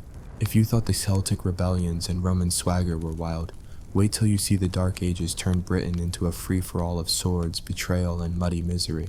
Picture yourself as a Romano-Brit, your dark-skinned ancestors' DNA now a distant hum, clinging to crumbling villas while barbarian warbands eye your land. If this grabs you, hit that like button and comment. Would you rather face Saxon raiders or a collapsing empire? Let's dive into the glorious mess. It's 410 AD and Rome's done with Britain. Emperor Honorius, drowning in his own empire's problems, sends a memo. You're on your own, mates. The pain, centuries of Roman taxes, roads, and baths, poof, abandoned. The absurdity, you've been Romanized to death, speaking Latin, eating olives, only to be left in a land reverting to tribal mayhem. Towns like Londinium decay, roofs collapse, and weeds choke the forms. The nightmare, no legions to protect you, just you, your rusty gladius, and neighbors turning feral. DNA shows the genetic stew thickens. Celtic, Roman, and now Germanic threads weave into Britain's tapestry. But that dark-skinned Cheddarman ancestry? It's a fading whisper mossing your British identity. Enter the Saxons, Angles, and Jutes, Germanic tribes with zero chill, sailing from Denmark and northern Germany around 450 AD. They're not here for tea. They want land, loot, and glory. The irony, Romano-Brits who once sneered at barbarians now face actual ones wielding axes and bad attitudes. The Battle of Baden Hill, maybe around 500 AD, sees a shadowy figure, Arthur if you believe the legends, holding off the Saxon tide. The pain, blood-soaked fields where Britons fight with Roman tactics against foes who don't care for formations. The absurdity, you're defending a civilization that's already half buried, while bards spin tales of a king who probably never existed. Let's zoom in. You're a Briton farmer, call you Edric, scraping by in a crumbling villa near Eberacum, York. Your fields are raided by Saxons, your cattle stolen, your kids hiding in the woods. The nightmare, every dawn could bring a warband torching your home. You try bartering with these newcomers, wool for peace, but they'd rather take it by force. The sarcasm, welcome to the Dark Ages, where diplomacy means a spear to the gut. Archaeological digs show burnt villages, mass graves, skeletons with hacked limbs, skulls split like firewood. Survival means picking a side or running, but where to? The sea's rising, swallowing coastal lands, and the hills are crawling with bandits. Saxon settlements no picnic either. These guys bring their own gods, Woden, Thunor, and build timber halls over Roman ruins. The pain. Britons are pushed west to Wales or Cornwall, their culture eroding like sandcastles. The irony, Saxons call Britons Wellas, foreigners in their own land. Cheeky, considering those dark-skinned ancestors were here first. By 600 AD, Anglo-Saxon kingdoms like Wessex, Mercia, and Northumbria carve up Britain, each ruled by a warlord who'd rather fight than farm. Genetic studies show a slow blend. Saxons intermarry with locals, adding their fair-haired genes to the mix. But it's less a love story, more a hostile takeover. Daily life? A masterclass in misery. Farming's harder without Roman infrastructure. Irrigation ditches clog, fields turn to bogs. The pain, plowing with wooden tools, your back screaming, knowing one frost could starve your family. Women spin wool in smoky huts, their lungs blackening, while kids herd pigs through wolf-infested forests. Disease is a constant, smallpox, dysentery, no doctors. The absurdity, you're praying to a Christian god, Rome left that behind, or pagan deities, but neither stops the fever taking your youngest. Infant graves, tiny bones with no grave goods dot the landscape, a grim reminder of life's fragility. Religion's a hot mess. Christianity, spread by Roman missionaries, clings on in pockets, but Saxons bring their pagan vibes, sacrificing oxen to appease storms. The irony, Britons, once forced to ditch druids for Jupiter, now face another spiritual U-turn. By 597 AD, Augustine of Canterbury lands to convert the Saxons, building churches over pagan shrines. The pain, your sacred oak, where ancestors whispered to gods, is now a cathedral's foundation. The sarcasm, nothing says progress like swapping one dogma for another while your village burns. Monasteries like Lindisfarne pop up, monks scribbling manuscripts, but raiders loot them faster than you can say hallelujah. Trade's a shadow of Rome's glory. Amber, furs, and slaves move along rivers, but piracy's rampant. The nightmare, sailing to Frisia with wool, only to be gutted by sea raiders. The absurdity, you're trading for glass beads while your roof leaks and rats eat your grain. Coinage? Barely exists. Barter rules, and a good sword's worth more than gold. Archaeological hoards, silver brooches, hacked up Roman coins, show wealth, but only for warlords. Commoners? You're lucky to own a cloak that doesn't itch like a plague.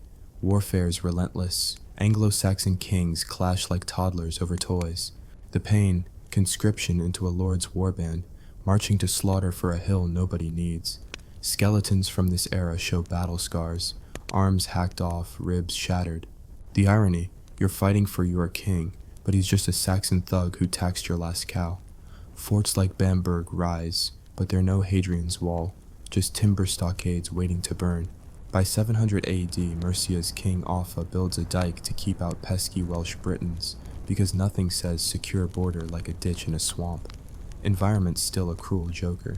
Climate cools, the little ice age looming, turning fields to mud. The pain, planting barley in rain, watching it rot, your kids' ribs showing through rags. The absurdity, you're told it's God's will, but the gods seem to hate everyone equally. Coastal erosion swallows villages, Doggerland's ghost haunting again, while inland floods drown livestock. Deforestation, started by Romans, worsens. Wolves and boars roam clearings, snatching kids who stray too far. Charred bones in pits hint at cannibalism during famine. Sarcasm alert, humanity's finest hour, eating cousin Gwen to survive. Yet, culture flickers in the dark. Bards weave epic poems, Beowulf's born here, tales of monsters and heroes echoing Celtic myths. The irony, you're singing of glory while dodging Saxon spears. Art thrives. Sutton Hoo's ship burial, with its gold buckles and garnets, screams wealth, but only for the 0.1%. Commoners carve bone combs, their hands trembling from hunger. The pain, creating beauty in a world that chews you up. DNA keeps mixing. Saxon, Briton, even Viking genes sneak in as Norse raiders test the coasts by 800 AD, setting the stage for more chaos. Women, as ever, carry the load. They birth, weave, cook, and sometimes fight. Shield maidens aren't just Viking lore. The nightmare, childbirth's a death sentence for 1 in 4. No midwives, just prayers. The absurdity, society venerates mothers but buries them young. Kids work fields or scavenge, their bones showing rickets from sunless winters. Socially, it's dog eat dog, slavery's rampant, thralls toiling for Saxon lords. The irony, your dark-skinned ancestors roamed free. Now you're chained to a plow or a warlord's whim. As we hit 800 AD, Britain's a fractured mess. Anglo-Saxon kingdoms bicker, Britons cling to western hills, and Vikings loom like storm clouds. The pain, no unity, just endless raids, your village a pawn in power games. The absurdity, you're building a nation on bones of forgotten tribes, their dark-skinned origins buried under layers of invasion. Yet, resilience shines. Monks copy manuscripts, farmers plant again, bards sing on. That Cheddar Man legacy, those blue eyes and dark skin, lingers in your genes, a middle finger to anyone claiming pure Britishness. This saga's done. From Mesolithic hunters to Saxon warlords, a 10,000-year roller coaster of survival, stupidity, and stubbornness. Britain's story isn't neat. It's a bloody, ironic patchwork, stitched with pain and defiance. What's your take? Comment, what's the craziest thing about Britain's past? Share this series with your mates. History's a nightmare, but it's our nightmare. Hit subscribe, we're done, but the past's always got more to say. Imagine this. A king so bloated with greed that he devoured wives, fortunes, and entire religions just to satisfy his endless hunger. Henry VIII, the Tudor tyrant who turned England into his personal buffet of power, money, and matrimonial mayhem. Buckle up, because we're about to dive into the absurd, gluttonous nightmare that was his reign, where survival meant dodging the axe, the divorce papers, or the king's wandering eye.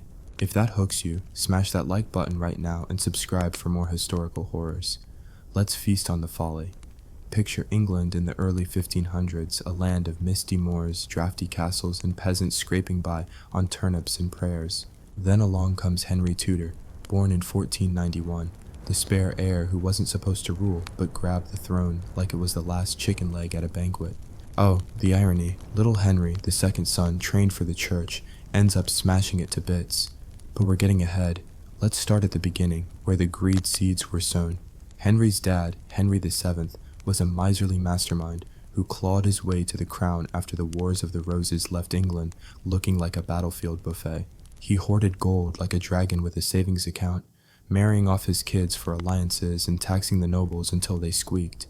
Young Henry grew up in the shadow, but he wasn't content to pinch pennies. No, he wanted to spend them like confetti at a coronation.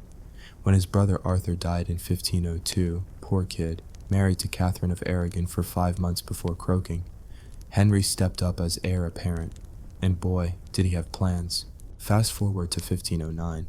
Henry VIII ascends the throne at 18, tall, athletic, with a red gold beard and a charisma that could charm the habit off a nun. He's the Renaissance man, jousting, composing music, debating theology.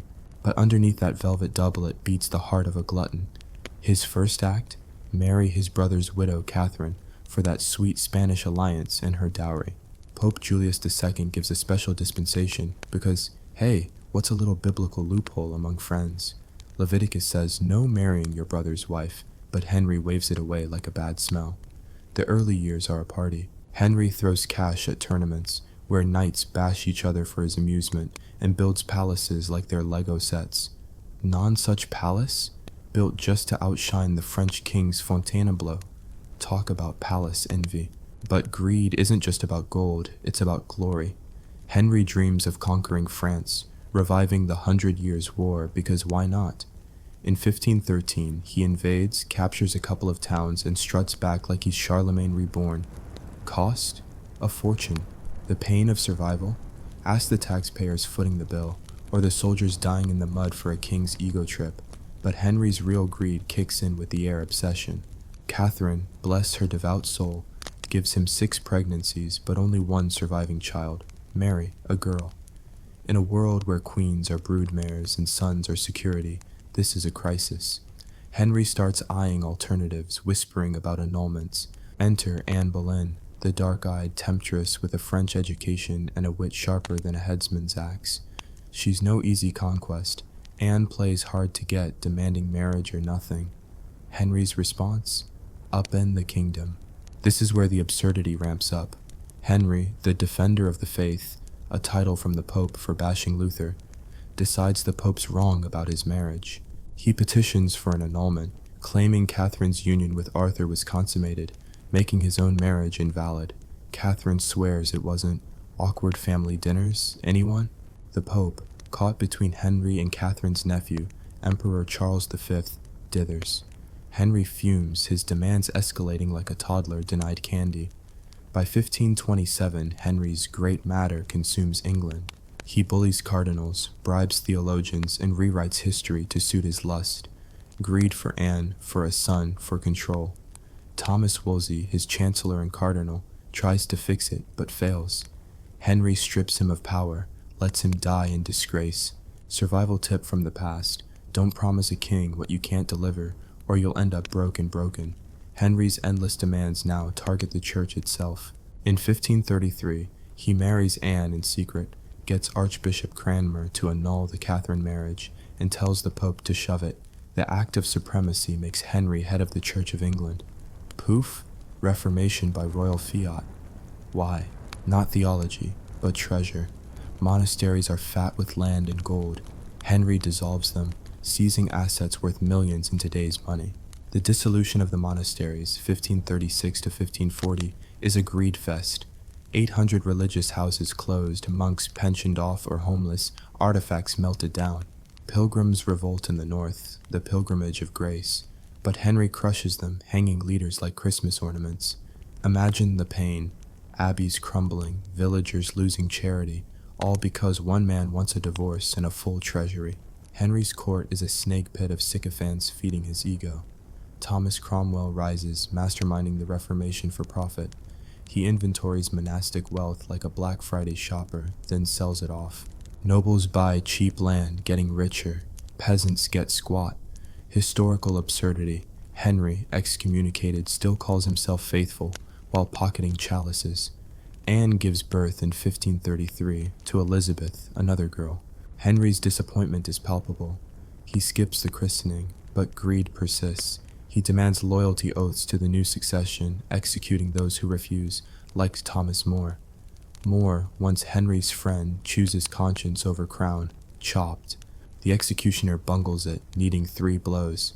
Ouch! Survival in Tudor England. Swear whatever the king wants or lose your head.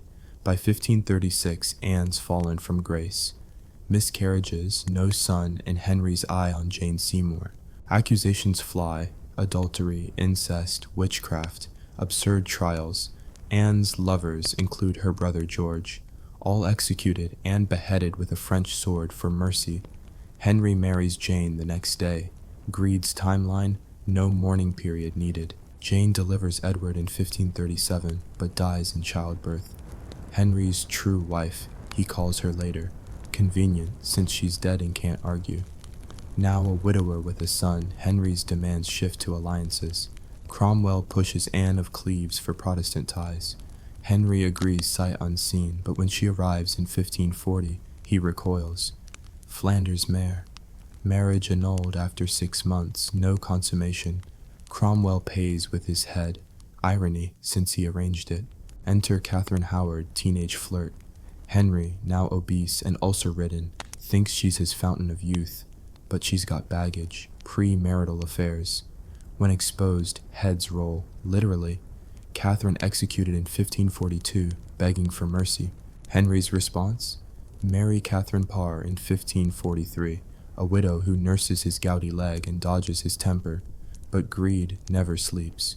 Wars with Scotland and France drain the coffers. Henry debases the coinage, mixing silver with copper. Economic absurdity, causing inflation that crushes the poor. Survival pain, bread prices soar, riots erupt.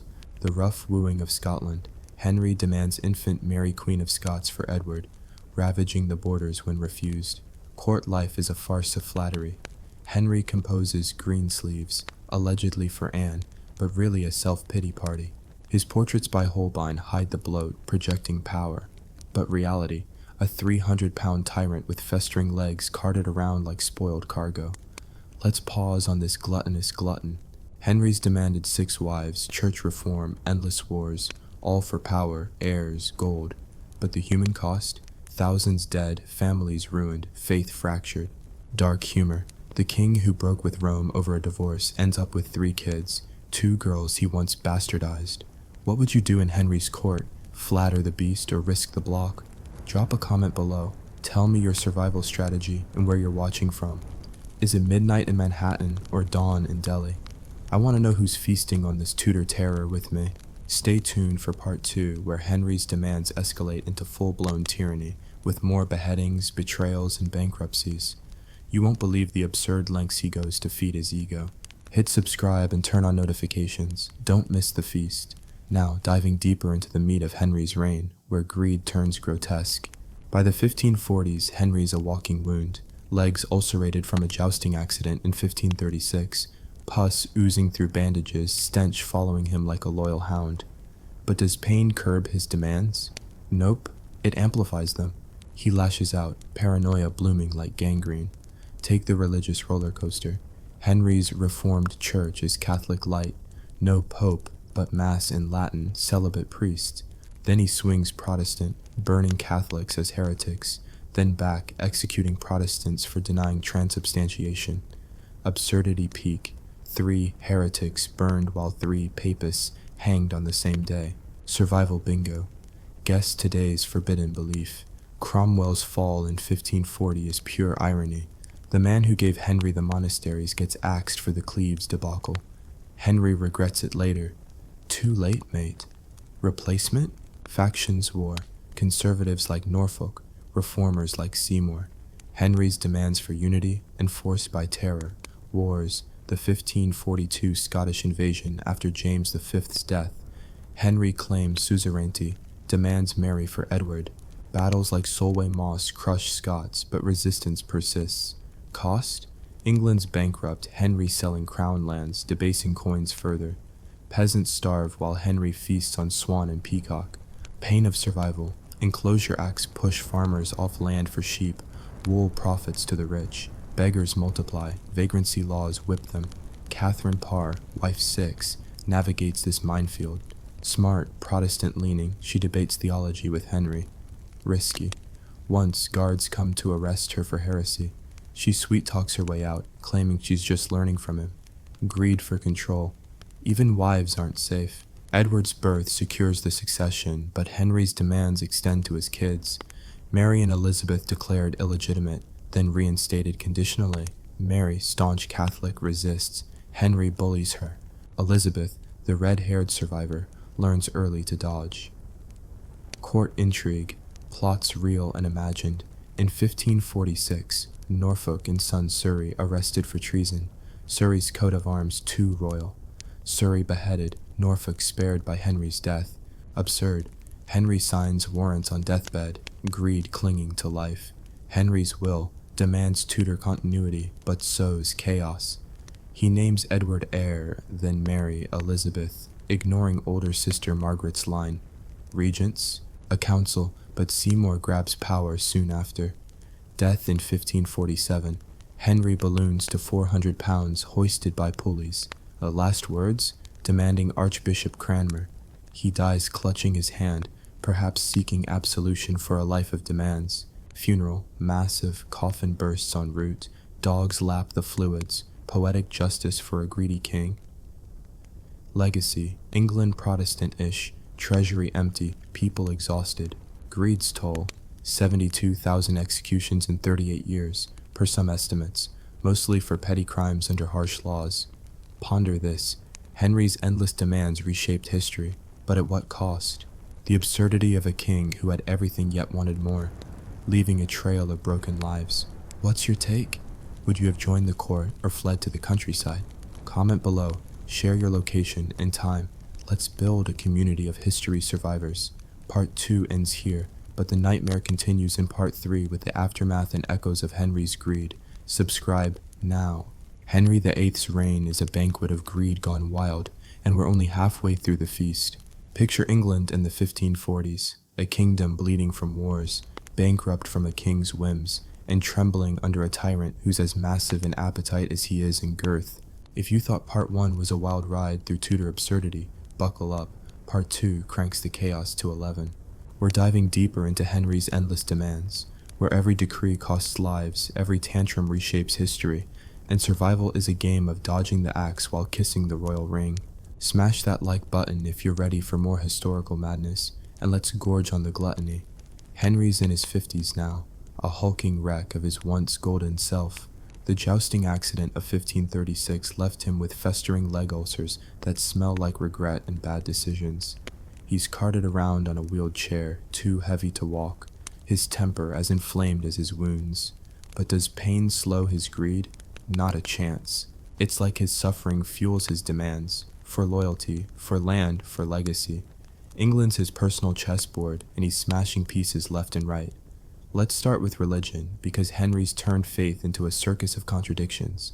He's head of the Church of England, a title he grabbed to ditch Catherine of Aragon, but his reformation is a theological mess. One day, he's burning Catholics for clinging to the Pope.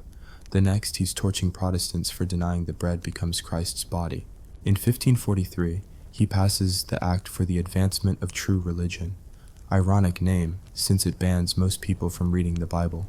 Only nobles and gentry get a pass. Peasants caught with a vernacular scripture face jail. Survival tip: pray whatever Henry's praying this week, or you're kindling. The absurdity peaks at executions. In 1541, 3 Catholics and 3 Protestants are executed on the same day at Smithfield. One lot burned, the other hanged, all for disagreeing with Henry's mood swings. Imagine the crowd, half cheering, half terrified, all wondering who's next. The king's greed for control makes dogma a death trap. Bishops like Cranmer tiptoe around his whims, drafting prayers that keep Henry's ego stroked while dodging heresy charges. It's theological whack-a-mole, and losing means a noose.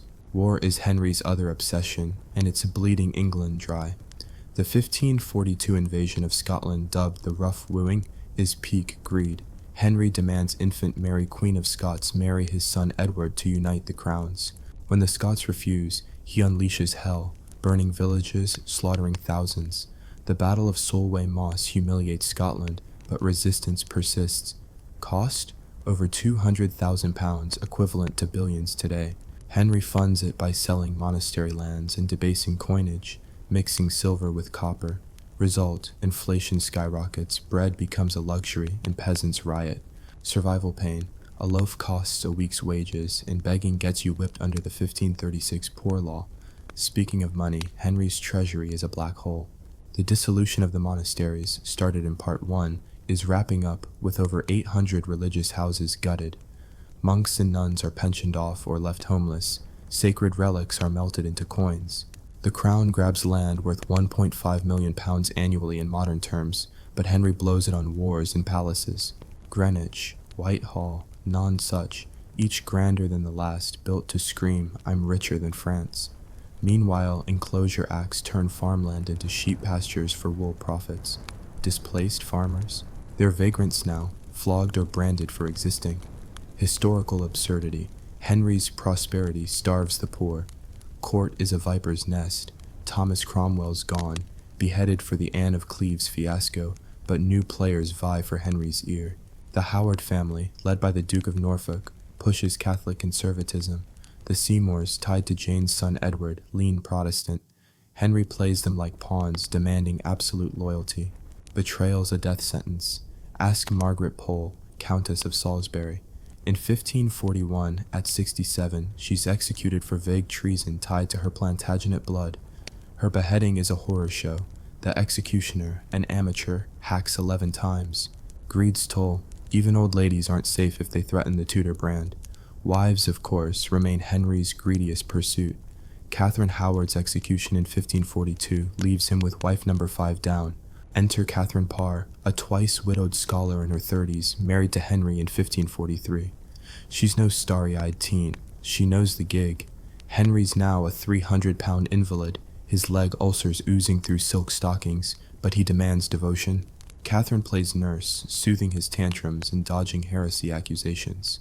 In 1546, conservatives like Bishop Gardiner try to frame her for Protestant leanings. She's arrested, but talks her way out, claiming she debates theology to learn from Henry.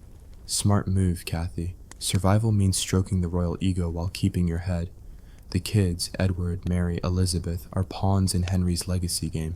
Edward, the precious heir, is coddled but frail. Raised Protestant, Mary, Catholic and stubborn, resists Henry's bullying to renounce her mother's marriage. He cuts her from succession, then reinstates her conditionally, demanding she bow to his church. Elizabeth, the red-headed wildcard, learns to keep quiet and survive. Henry's will in 1546 names all three, but skips his sister Margaret's Scottish line, ensuring Tudor control. Greed for dynasty. He'd rather risk chaos than share power. Court intrigue hits fever pitch. In 1546, Norfolk and his son Henry Howard, Earl of Surrey, are arrested. Surrey's crime? A coat of arms hinting at royal ambition. He's beheaded in January 1547, his head rolling as Henry lies dying. Norfolk's spared only because Henry croaks before signing the final warrant. The absurdity, a king obsessed with loyalty punishes pride while mirroring it. Money's tighter than Henry's corset. By 1544, another French war looms. Henry joins Emperor Charles V against Francis I, capturing Boulogne in a rare win. Cost? £650,000, funded by more coin debasement and loans. Inflation doubles prices. A chicken costs a day's wage. The Navy gets a boost. Henry loves his ships, like the Mary Rose, which sinks in 1545 with 500 men. Oops. Greed's irony. His pride sinks faster than his fleet. Daily life under Henry's demands is grim. Taxes like the 1540 subsidy hit nobles and commoners alike. Refuse to pay? Treason. The Statute of Proclamations lets Henry rule by decree, bypassing Parliament. Want to complain? Enjoy the Tower. The poor face vagrancy laws. The rich face forced loans. Survival means silence or sycophancy. Henry's health is a ticking bomb. By 1546, he's 55, obese, immobile, his legs a festering mess. Doctors whisper gangrene, but none dare say it. His court flatters him as a god king while wiping his sweat. Holbein's portraits show a broad-shouldered titan, Reality's a wheezing hulk, yet his demands never waver. More wars, more oaths, more gold. The end nears in January 1547. Henry's bedridden at Whitehall, his will dictating a council for Edward's minority rule. He demands Cranmer's presence, clinging to the Archbishop's hand as death creeps in. Last words? Unclear, but probably not sorry. He dies on January 28th, leaving a fractured kingdom. Funeral plans are grand, but the coffin leaks en route to Windsor, dogs lapping the royal ooze, a fitting end for a king who devoured everything. The aftermath? England's bankrupt, religiously split and braced for chaos. Edward VI, 9 years old, inherits a mess. Henry's greed, 6 wives, endless wars, eluded church, leaves 72,000 executions per chroniclers and a peasantry crushed by inflation. Absurdity. He wanted immortality but birthed instability. Pause and reflect.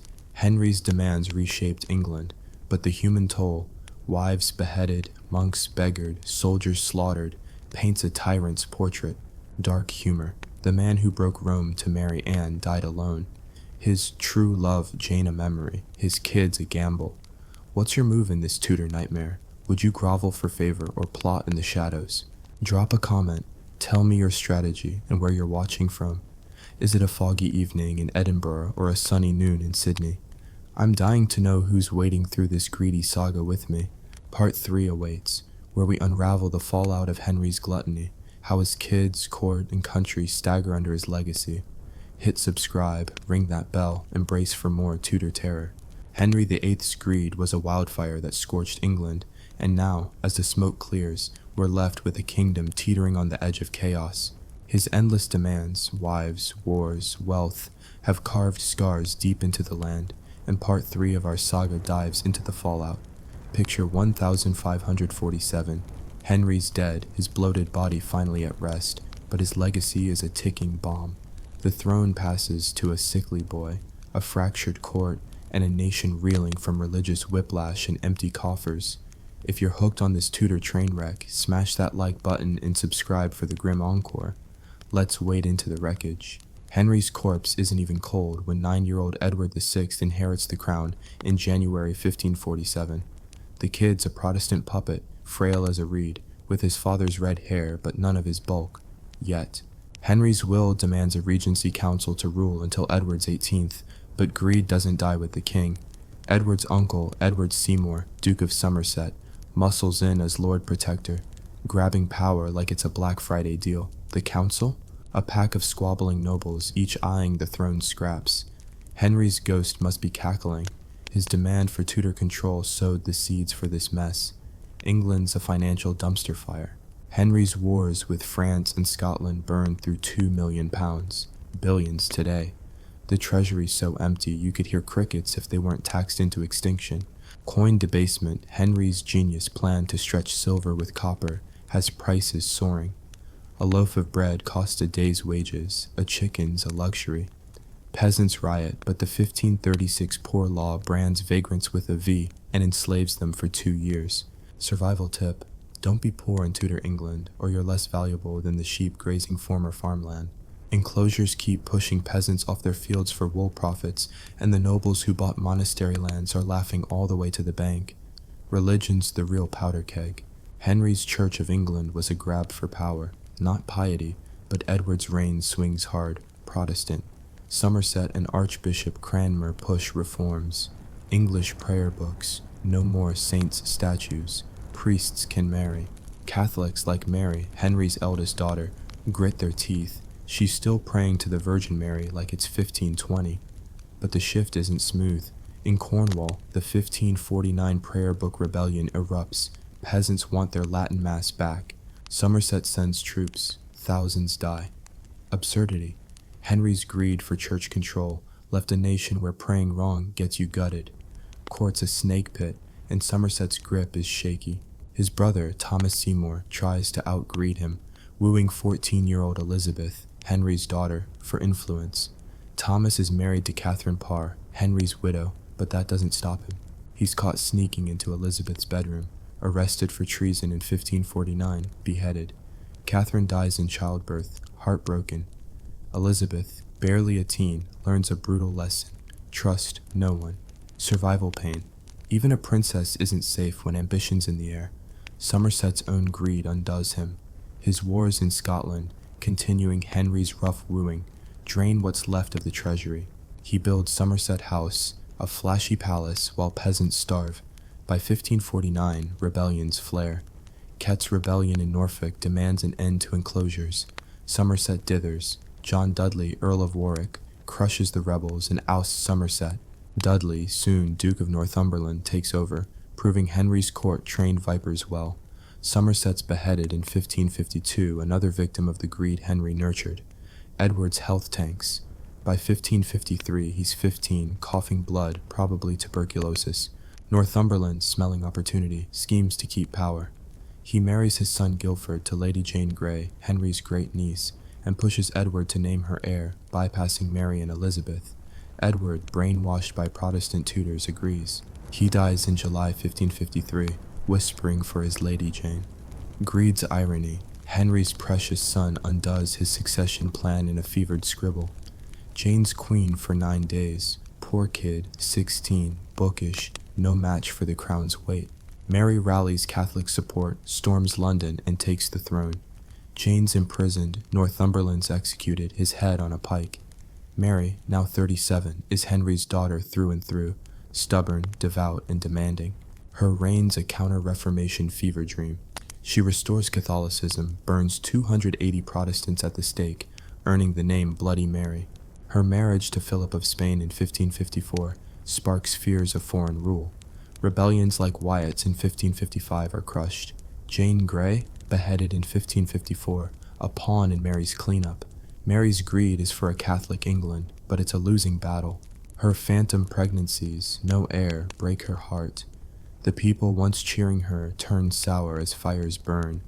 Inflation keeps climbing, crops fail. Survival pain, pray Catholic or roast, but either way you're starving. Mary dies in 1558, childless, whispering Philip's name. Her reign's a grim echo of Henry's demands, same iron will, same human toll. Elizabeth, the last Tudor standing, takes the throne at 25. She's Anne Boleyn's daughter, sharp as a tack, with her father's charisma, but none of his bulk.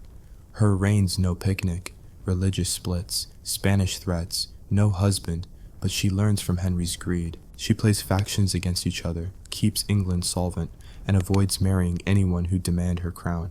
The Elizabethan age glimmers, but it's built on her father's wreckage. A church half Protestant, half Catholic, a treasury patched with loans, a people weary of dogma. Let's talk legacy. Henry's demands, 6 wives, a new church, endless wars, left England richer in some ways, poorer in most. The Reformation gave nobles cheap land but gutted charity systems. Monasteries once fed the poor. The Navy, Henry's pride, set the stage for England's sea power. But at what cost? Thousands died in his wars, from Boulogne to Scotland. His 72,000 executions, chroniclers estimate, covered thieves, heretics, traitors, mostly for petty crimes under harsh laws. A pickpocket could hang while nobles skated. Absurdity. Henry's justice was as greedy as his purse. The human toll is staggering. Wives beheaded, monks beggared, soldiers slaughtered, peasants faced enclosure, inflation, vagrancy laws. A tailor in 1540 London might earn 12 pence a day but pay 8 for bread. Survival meant dodging whip, noose, or stake. Dark humor. Henry's Defender of the Faith title, given by the Pope he defied, mocks a reign that burned both Catholics and Protestants. Elizabeth inherits this mess, but spins it into gold. She's frugal where Henry was lavish, diplomatic where he was bullish. Yet her reign's haunted by his ghosts. Mary, Queen of Scots, Margaret's granddaughter, executed in 1587 for plotting. Henry's exclusion of the Scottish line bites back. The Armada in 1588, Philip's revenge for Mary's marriage and England's Protestant shift. Henry's greed planted those seeds. Court life post. Henry's a shadow play. Nobles like Dudley scheme for power, but Elizabeth's no Henry. She demands loyalty without tantrums. Her Privy Council debates, not grovels. Still, the pain lingers. Religious exiles return only to face new persecutions. Catholics hide priests in secret rooms. Protestants dodge fines for missing church. Survival's a tightrope, just quieter. The economy's a slow bleed. Henry's debased coins are reminted under Elizabeth, but inflation lingers. Wool trade booms, but only for the rich.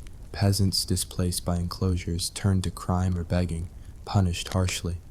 The 1550s see vagabonds branded, whipped, or enslaved. Henry's laws still biting. What's the takeaway? Henry's greed reshaped England, but broke it too. His church gave monarchs power, but split faith. His wars built a navy, but bankrupted the realm. His wives birthed a dynasty, but died for it. The absurdity: a king who craved immortality left a legacy of chaos, cleaned up his daughter's cunning. Imagine you're in this post-Henry mess. Are you a Catholic hiding in a priest hole or a Protestant preaching reform? Drop a comment. Tell me your survival plan and where you're watching from. Is it a rainy dusk in Dublin or a bright dawn in Tokyo? I'm hooked on knowing who's with me in this Tudor tragedy. Part 4 looms, where we wrap this greedy saga with the long shadow of Henry's demands, how England stumbles forward, and why his gluttony still echoes. Hit subscribe, ring that bell, and brace for the finale.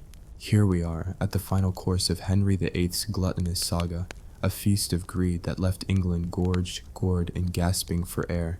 His endless demands reshaped a nation, but the bills come due, and it's paid in blood, faith, and broken dreams.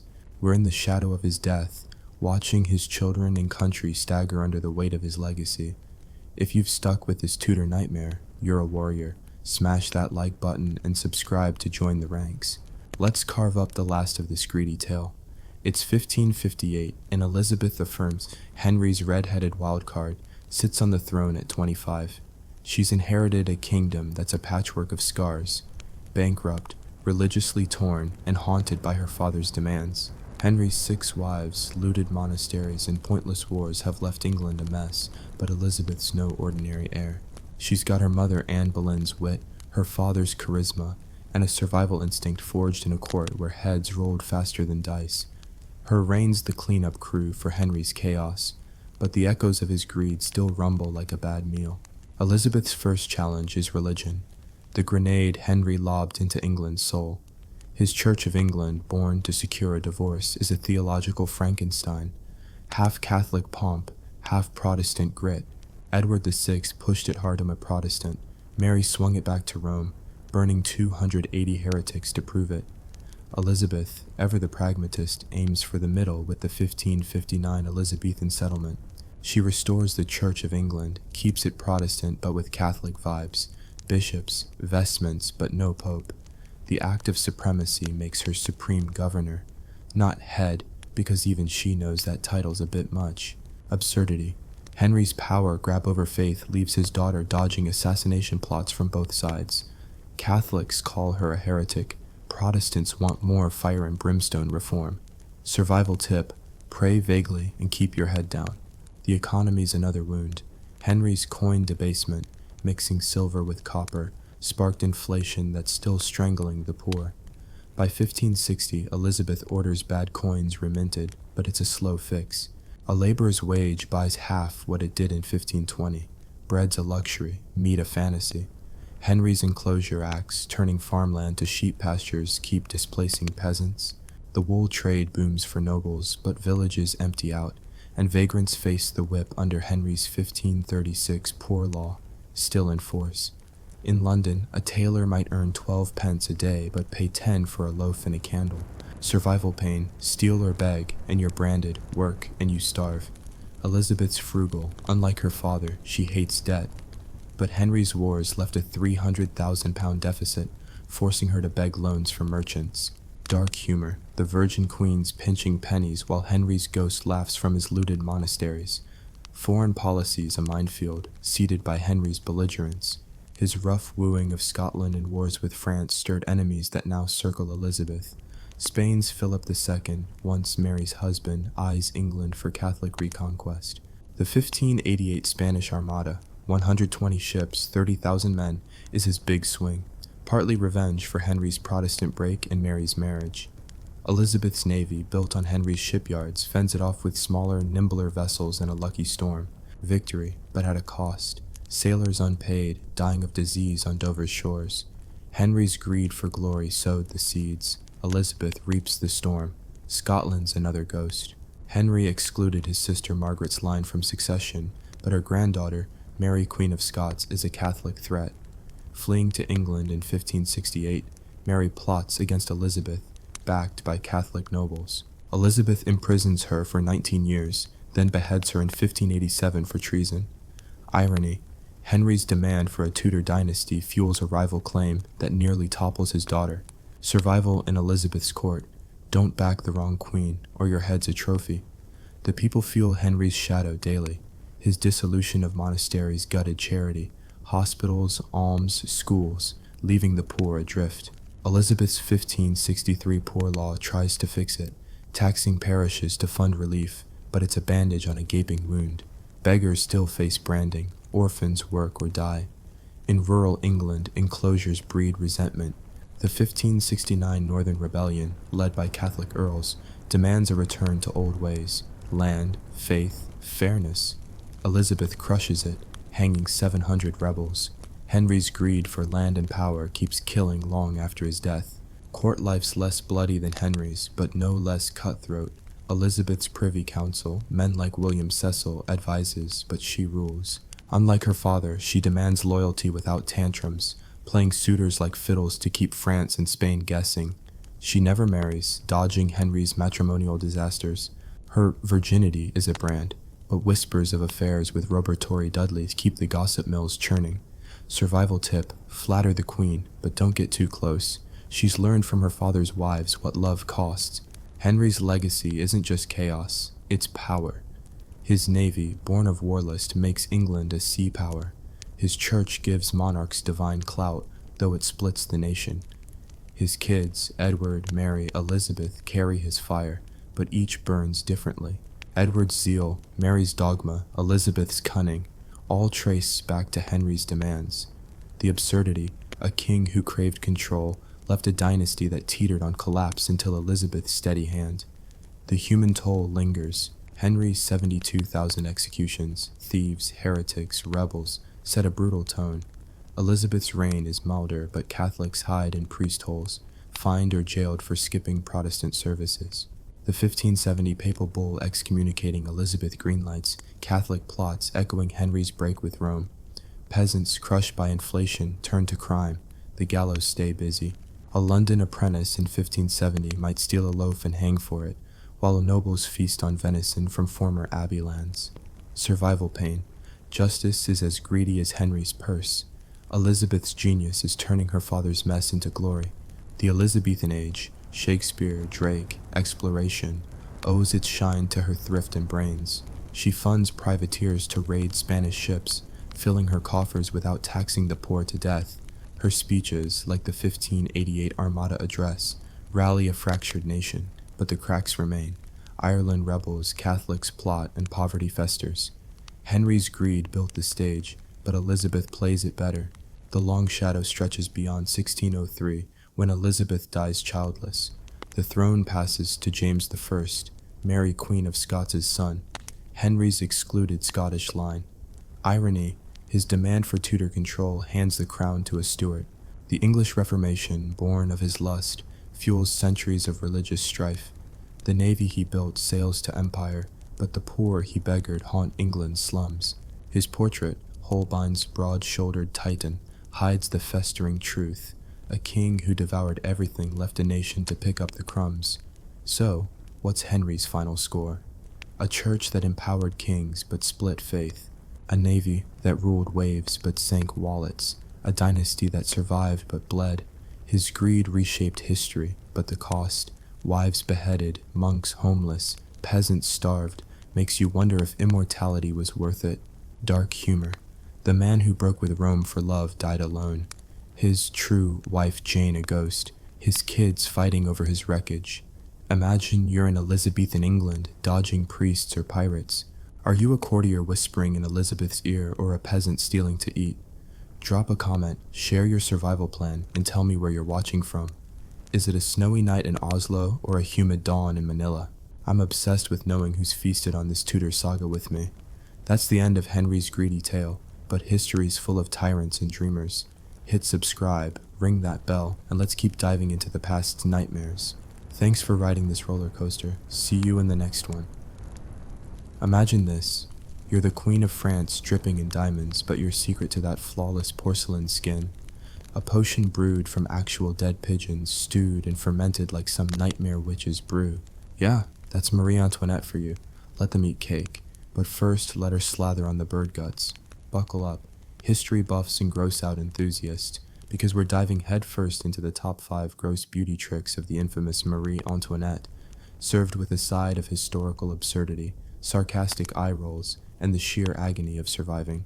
In a world without indoor plumbing or antibiotics, if you think your skincare routine is extra, wait till you hear about hers. It's a hilarious horror show that'll make you hug your Cetaphil bottle tight. And hey, if this makes you gag, drop a comment below. What's the grossest beauty hack you've ever tried? Let's see if it beats pigeon soup for the face. Ah, Versailles in the late 1700s. A glittering palace of excess where the air shimmered with gold leaf, silk gowns rustled like whispers of conspiracy, and the queen herself, Marie Antoinette, reigned as the ultimate influencer of her time. But beneath the powdered wigs and painted smiles lurked a reality so comically grim, it could make a modern spa day look like a battlefield triage. Picture this. No running water, no flush toilets, just chamber pots emptied by servants who probably dreamed of revolution while dodging the splatter.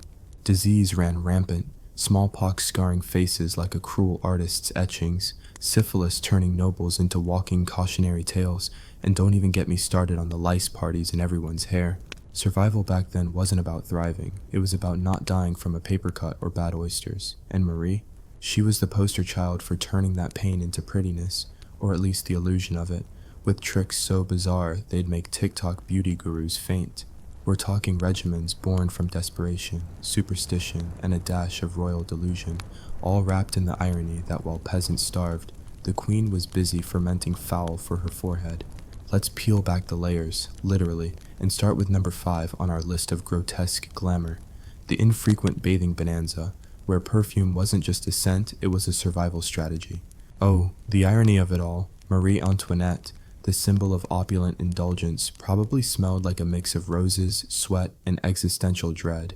In the 18th century, full immersion baths were rarer than an honest politician, thanks to the prevailing belief that hot water opened pores to let in diseases, or worse, stripped away the body's natural oils that supposedly protected you from the plague-ridden air. Doctors back then, with their leeches and bloodletting, preached that submerging in water was basically inviting death to tea. So, what did our queen do? She opted for the dry bath method, a hilarious farce where she'd dab herself with scented cloths or muslin pads stuffed with herbs, rice bran, and whatever botanical scraps her apothecary could scrounge up. Imagine waking up in your 4-poster bed, surrounded by mirrors that mocked your morning breath, and instead of hopping in the shower, you pat yourself down like you're seasoning a chicken. Marie's version elevated this to absurd heights.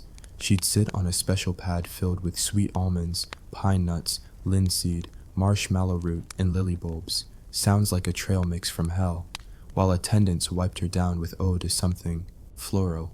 But the real gross factor? This wasn't daily. Baths happened maybe once a month, if that. The rest of the time, it was layers upon layers of perfume to mask the royal funk. Her rooms at Versailles were a sensory assault. Fresh flowers crammed into every vase, melted pastilles smoking like incense from a bad acid trip, potpourri bowls that could choke a horse, and sachets of oils tucked into her clothes, her wigs, even her undergarments. We're talking essences of jasmine, tuberose, and violet, all battling the underlying odor of unwashed humanity. And let's not forget the pain of it. In a palace teeming with courtiers, spies, and sycophants, every whiff of body odor could be a social death sentence. Marie, thrust from Austria into this French fishbowl at age 14, had to navigate the cutthroat court where one bad smell could fuel rumors of laziness or, God forbid, commoner vibes. Survival meant smothering yourself in scent strong enough to wilt wallpaper, all while ignoring the itch of sweat-soaked silk against your skin in the humid summers. It's absurd. Here's a woman who could afford gold-plated everything, yet hygiene was a luxury she skimped on. Modern, you might scoff, but think about it. Next time you're in a crowded subway, imagine dousing yourself in Chanel No. 5 instead of showering. Gross? Absolutely. But in Marie's world, it was the height of elegance. And if you're wrinkling your nose right now, comment below. Would you trade your daily shower for a lifetime supply of perfume? Be honest, no judgment. Well, maybe a little. But wait, it gets grosser. As we climb our countdown, or should I say descend into the depths, of Marie's beauty horrors, let's talk about number 4. The lead-laced face paint that turned vanity into a slow-motion suicide pact. Ah, the pursuit of pallor, that ghostly white complexion screaming, "I'm rich enough to never see the sun." In an era where tan skin meant you toiled in fields like a peasant, aristocrats like Marie slathered on ceruse, a deadly concoction of white lid and vinegar, to achieve that ethereal, corpse-like glow. Picture her mornings, seated at her vanity, surrounded by flickering candles that cast shadows like judgmental ghosts, while her maids mixed this toxic paste and brushed it on thick, layer after layer, until her face resembled a porcelain doll fresh from the kiln. But here's the absurdity. The stuff was poison, pure and simple. Lead seeped into the skin, causing headaches, abdominal pain, infertility, and eventually, death. Marie's contemporary, Maria Coventry, the countess who aped French fashions, dropped dead at 28 from what historians suspect was lead poisoning, her beauty literally eating her alive from the inside. Yet, did that stop anyone? Nope. It was the trend, darling, imported from Venice where they called it Venetian ceruse, and Marie, ever the fashion icon, piled it on to hide smallpox scars or the occasional pimple from too many macarons. The pain of survival here is palpable. Imagine the constant itch, the flaking skin, the way it cracked when you smiled, revealing the human frailty beneath. And the sarcasm drips when you realize this was all for court appearances where candlelight made everyone look jaundiced anyway. To amp up the drama, she'd add rouge, carmine derived from crushed cochineal bugs, another gross gem, painted in perfect circles on her cheeks, like clown makeup for the elite. Kohl rimmed her eyes, pomade arched her brows, and faux beauty marks dotted her face to signal flirtation or hide blemishes. But the real nightmare? Removing it. At night, if she bothered, it'd be wiped off with almond milk lotion or lily water, leaving residues that built up over time, turning skin gray and pitted.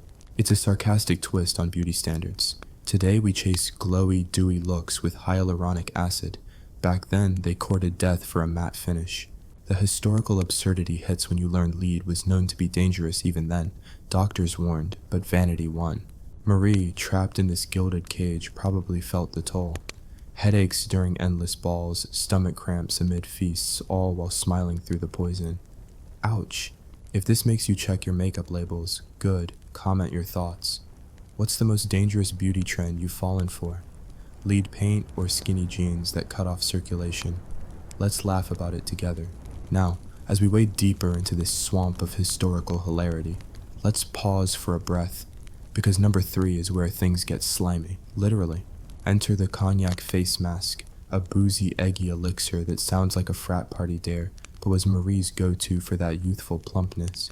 Whipped up from cognac, yes, the fancy brandy she'd swig at parties, raw eggs, powdered milk, and lemon juice. This mask was slathered on like a regrettable omelet for the face. Imagine the scene.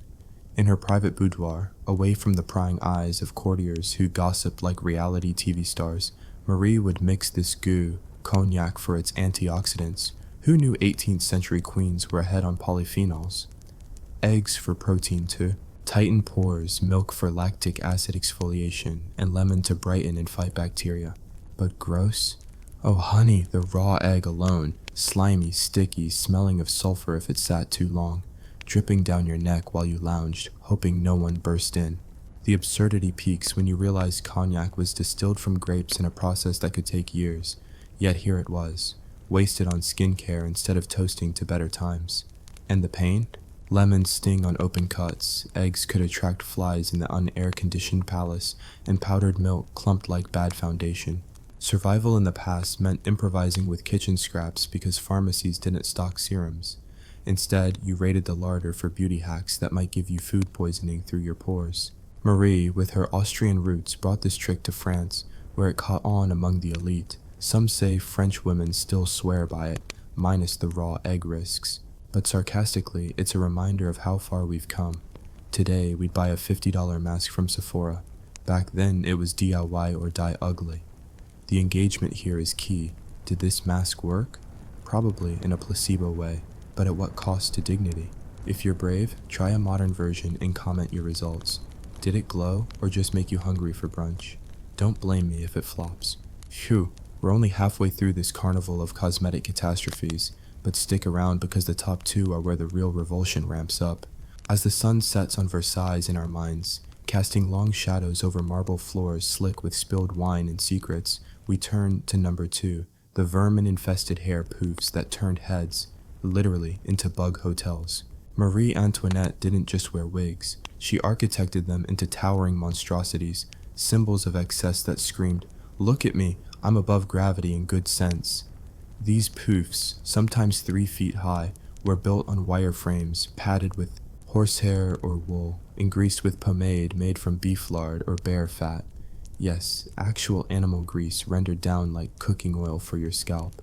Then, dusted with flour to set the style, creating a matte, powdery finish that flaked like dandruff from hell. But the gross payoff? That lard attracted lice, mice, and God knows what else, turning her head into an ecosystem of itch and infestation. Historical accounts whisper of women scratching furiously during dinners, or worse, rodents nesting in the heights, drawn by the fatty allure. The pain of survival? Imagine the constant prickling, the scalp sores from tight pins, the headaches from balancing a small building on your noggin, all while attending balls where one wrong turn could topple the whole thing. Absurdity abounds.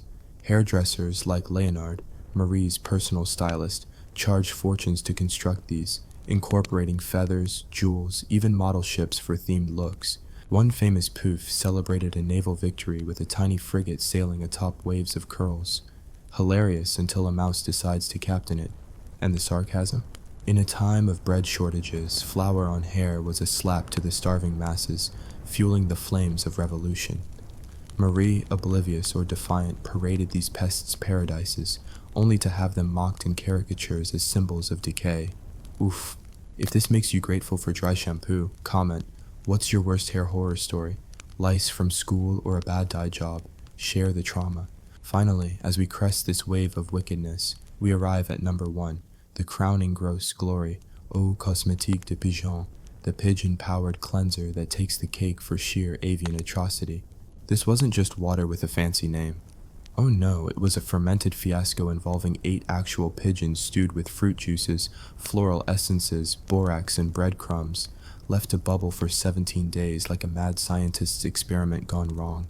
Marie would splash this bird broth on her face daily as step 1 of her 3-part routine, believing it purified and hydrated better than anything else.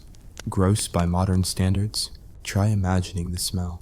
Rotting poultry mixed with roses, sloshing in a basin while feathers floated like grim confetti.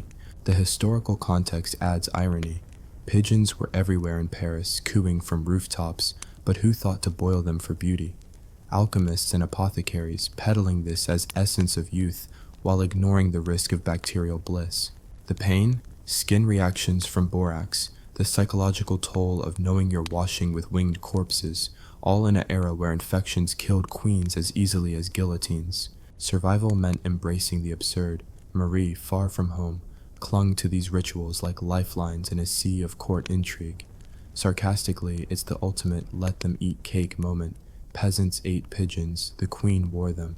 And as our tale wraps this first chapter, ponder this. In a world of such grotesqueries, was beauty worth the beast? But don't go yet.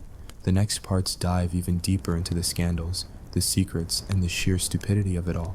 Hit that subscribe, like if you're hooked, and comment, which of these tricks shocked you most, pigeon potion or lard locks? Let's keep the conversation alive while I brew up part 2. Stay gross, history lovers. Alright, history freaks, we're back for round 2 of Marie Antoinette's grotesque beauty pageant, where the stakes are high, the smells are higher, and the absurdity could make a guillotine blush. If you thought pigeon soup for the face was the peak of 18th century insanity, buckle up, because this queen's beauty tricks get wilder, weirder, and downright wince-worthy. Picture Versailles, a glittering prison where Marie dodged court gossip sharper than daggers, all while trying to look flawless in a world where hygiene was just a French word for spray more perfume. Last time, we gagged over lead paint poisoning and vermin-infested hair towers, but now we're diving deeper into the royal medicine cabinet of horrors. If this makes your stomach churn or your jaw drop, smash that like button and comment below. What's the most unhinged thing you've done for beauty? Waxing your unmentionables or bleaching your mustache? Spill the tea because Marie's about to raise the bar or lower it into the gutter.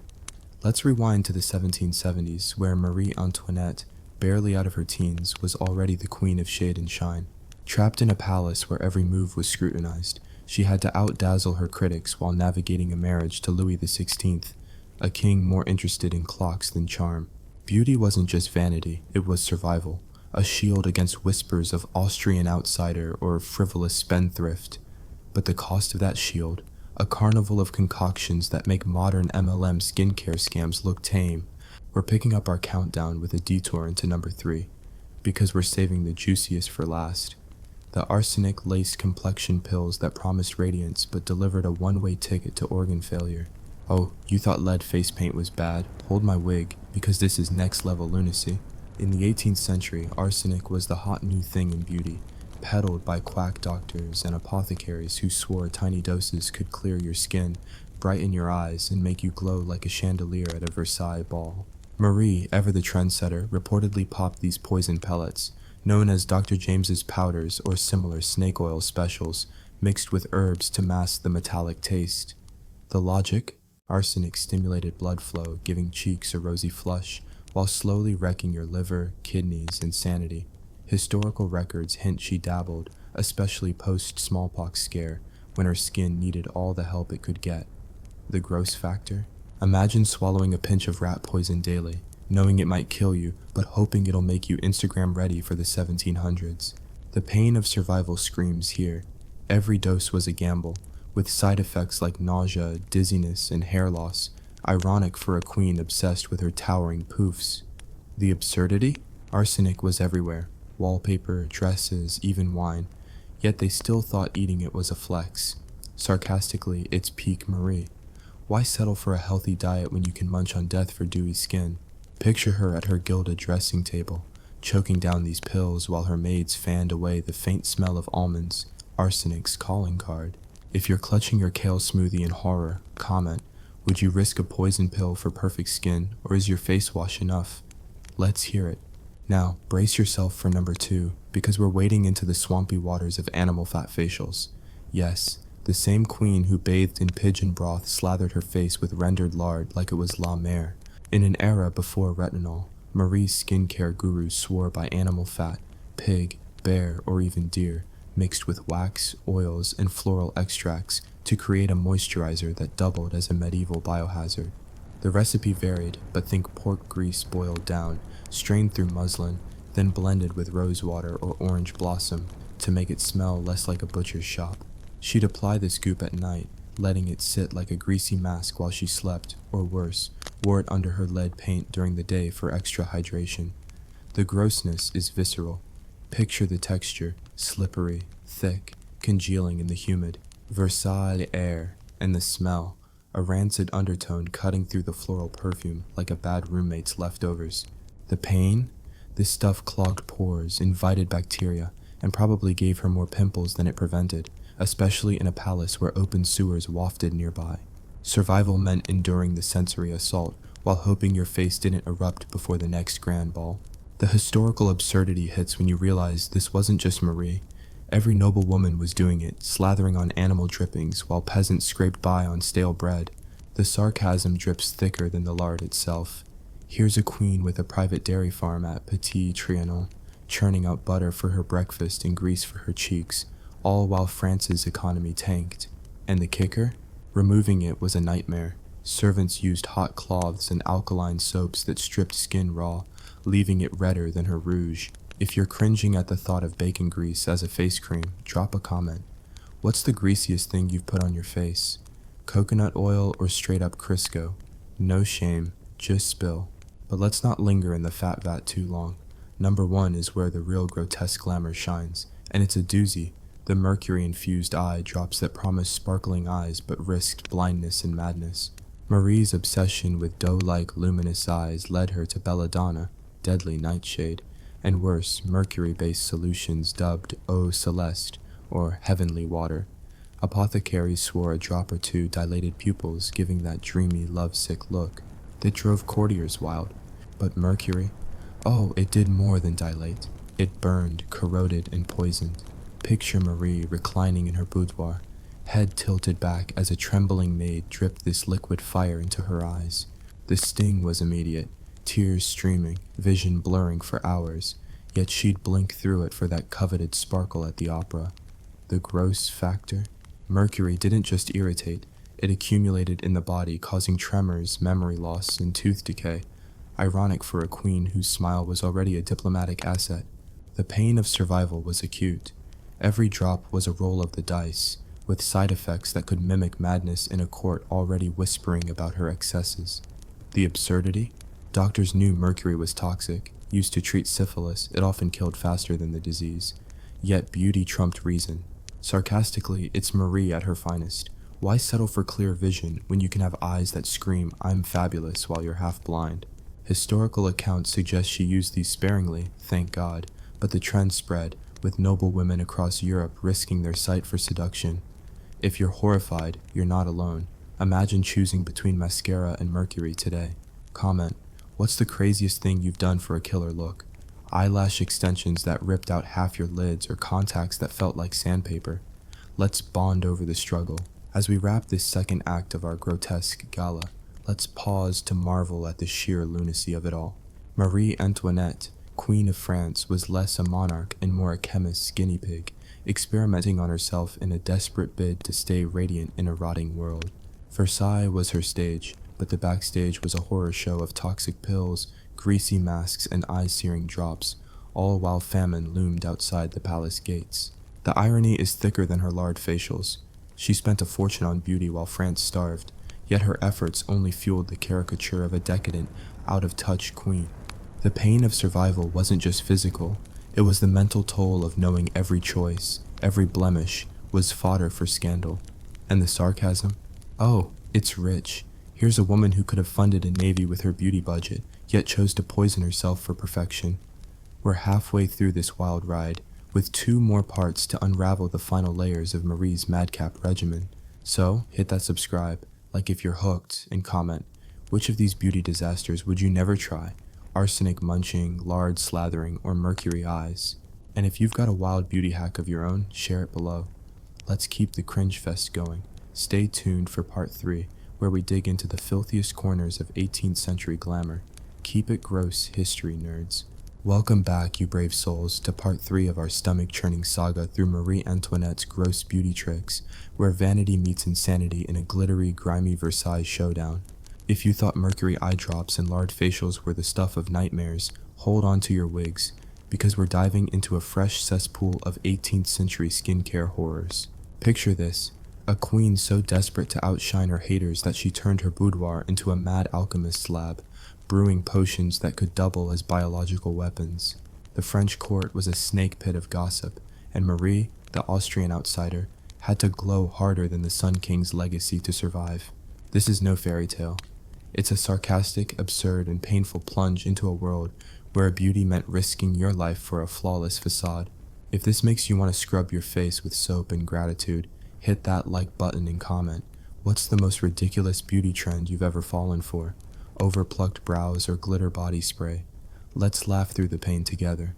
We're back in the 1770s, where Versailles sparkled like a jewel-encrusted fever dream, but smelled like a mix of perfume, politics, and unwashed ambition. Marie Antoinette, barely past her teens, was juggling a shaky marriage, a restless court, and a nation teetering on bankruptcy. Yet her biggest battle? Keeping her skin camera-ready for an era without filters. In a time when smallpox scars were as common as gossip and a single pimple could spark a scandal, beauty was her armor, and boy, did she pay a grotesque price for it. Let's kick off this round with number 3 on our countdown of cosmetic catastrophes. The vinegar-soaked complexion purges that turned her face into a pickled nightmare. In the 18th century, vinegar wasn't just for salads, it was a skincare staple, believed to balance humors, banish blemishes, and restore that youthful glow. Marie's version? A nightly ritual of 4 thieves vinegar. a pungent brew of wine vinegar infused with herbs like rosemary, sage, and garlic, supposedly invented during the Black Plague to ward off disease. She'd soak cloths in this acidic elixir and press them to her face, or worse, splash it on raw after a harsh exfoliation with pumice stones. The gross factor?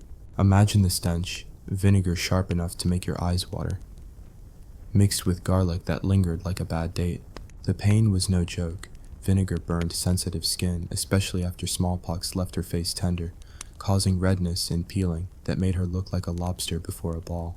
Survival meant enduring this stinging torture while praying it worked, because a queen couldn't afford to look human in a court of vipers. The absurdity? This was the same vinegar used to clean wounds or pickle vegetables, yet here was Marie, dousing her face like it was a cucumber in a jar. Sarcastically, it's a peak royal logic. Why eat garlic for health when you can wear it and alienate everyone at the opera? Historical accounts suggest she swore by it, even sending for special Austrian vinegars, but the real kicker? It probably stripped her skin's natural oils, making it drier than the French treasury. If you're wincing at the thought of vinegar in your eyes, comment, have you ever tried a DIY skincare hack that backfired? Lemon juice burn or a baking soda scrub disaster? Share your scars. Moving on to number 2, we're stepping into the slimy, squishy world of snail mucin masks. Yes, before K-beauty made snail slime chic, Marie Antoinette was slathering her face with the gooey trails of garden snails. In the 18th century, snails were seen as nature's little miracle workers, their mucus packed with proteins and enzymes thought to heal scars, reduce wrinkles, and give skin that dewy, just-escaped-a-swamp look. Marie's apothecaries would collect snails from the Versailles gardens. Imagine servants crawling through rose bushes at dawn, plucking slimy critters while dodging thorns, and mash them into a paste or let them crawl across muslin cloths to harvest. Their ooze. She'd apply this goop as a mask, letting it dry into a crusty film while she reclined, probably praying no one walked in to see her looking like a swamp monster. The grossness? Picture the texture, sticky, stringy, smelling faintly of earth and decay, sliding down your cheeks as you try to relax. The pain of survival? Snail slime could irritate sensitive skin, and the risk of bacterial contamination was high in a world without sterilization. Plus, the psychological toll of knowing you're wearing mollusk mucus in the name of beauty. Yikes. The absurdity hits when you realize Versailles gardens were crawling with pests, yet Marie turned them into skincare superstars while the peasants outside begged for scraps. Sarcastically, it's the ultimate flex.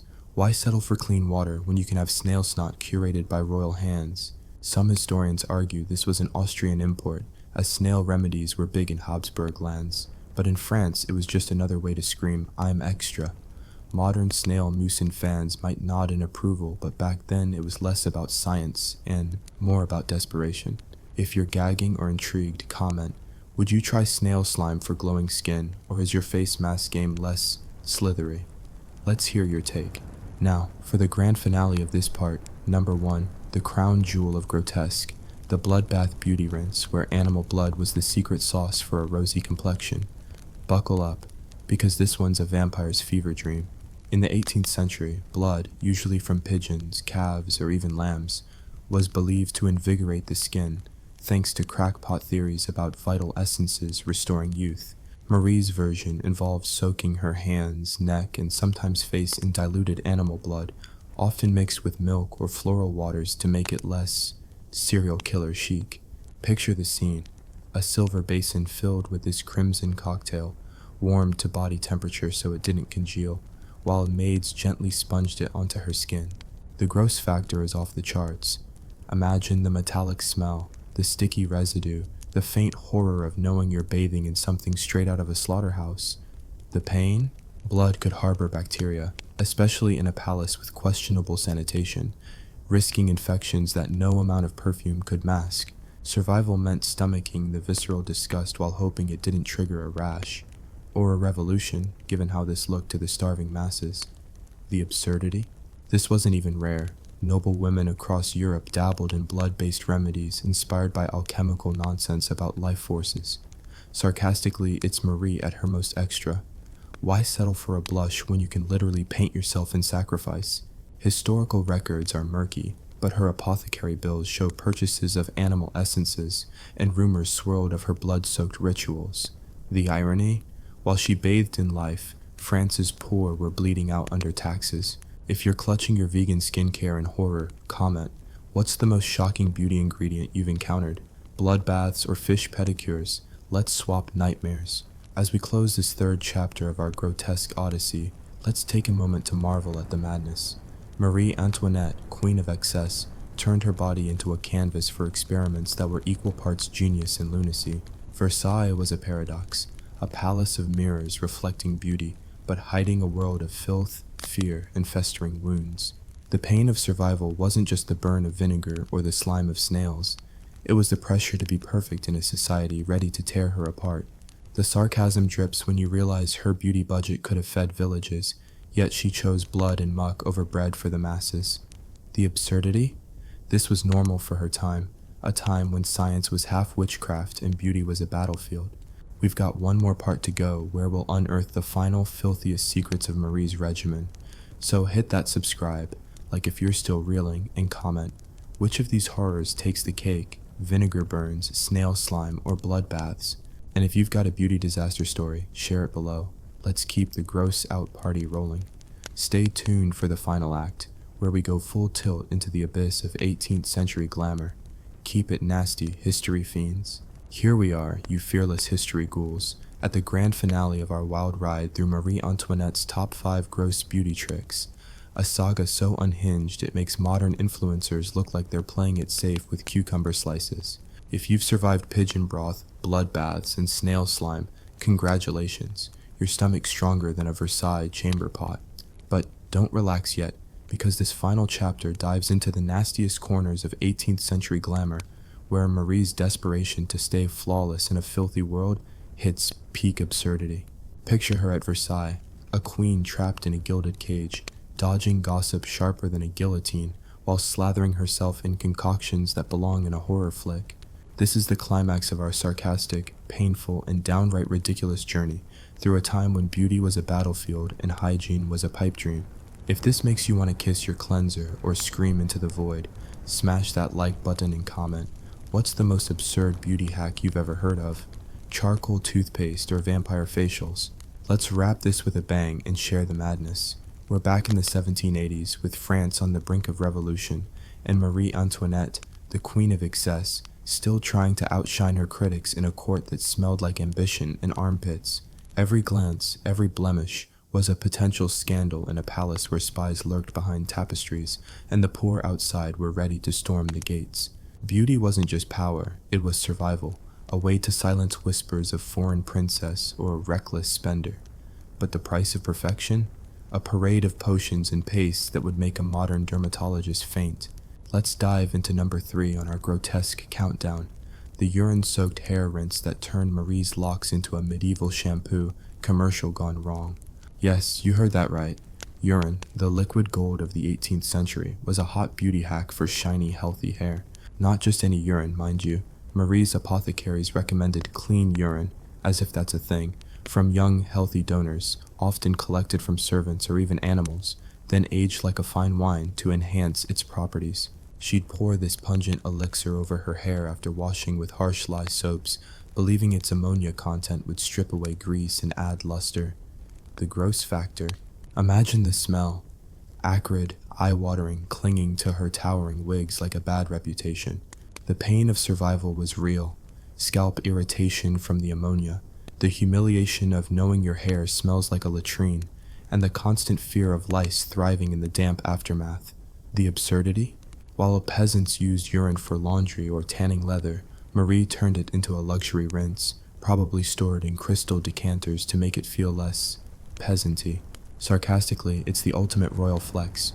Why use rose water when you can douse your curls in liquid waste?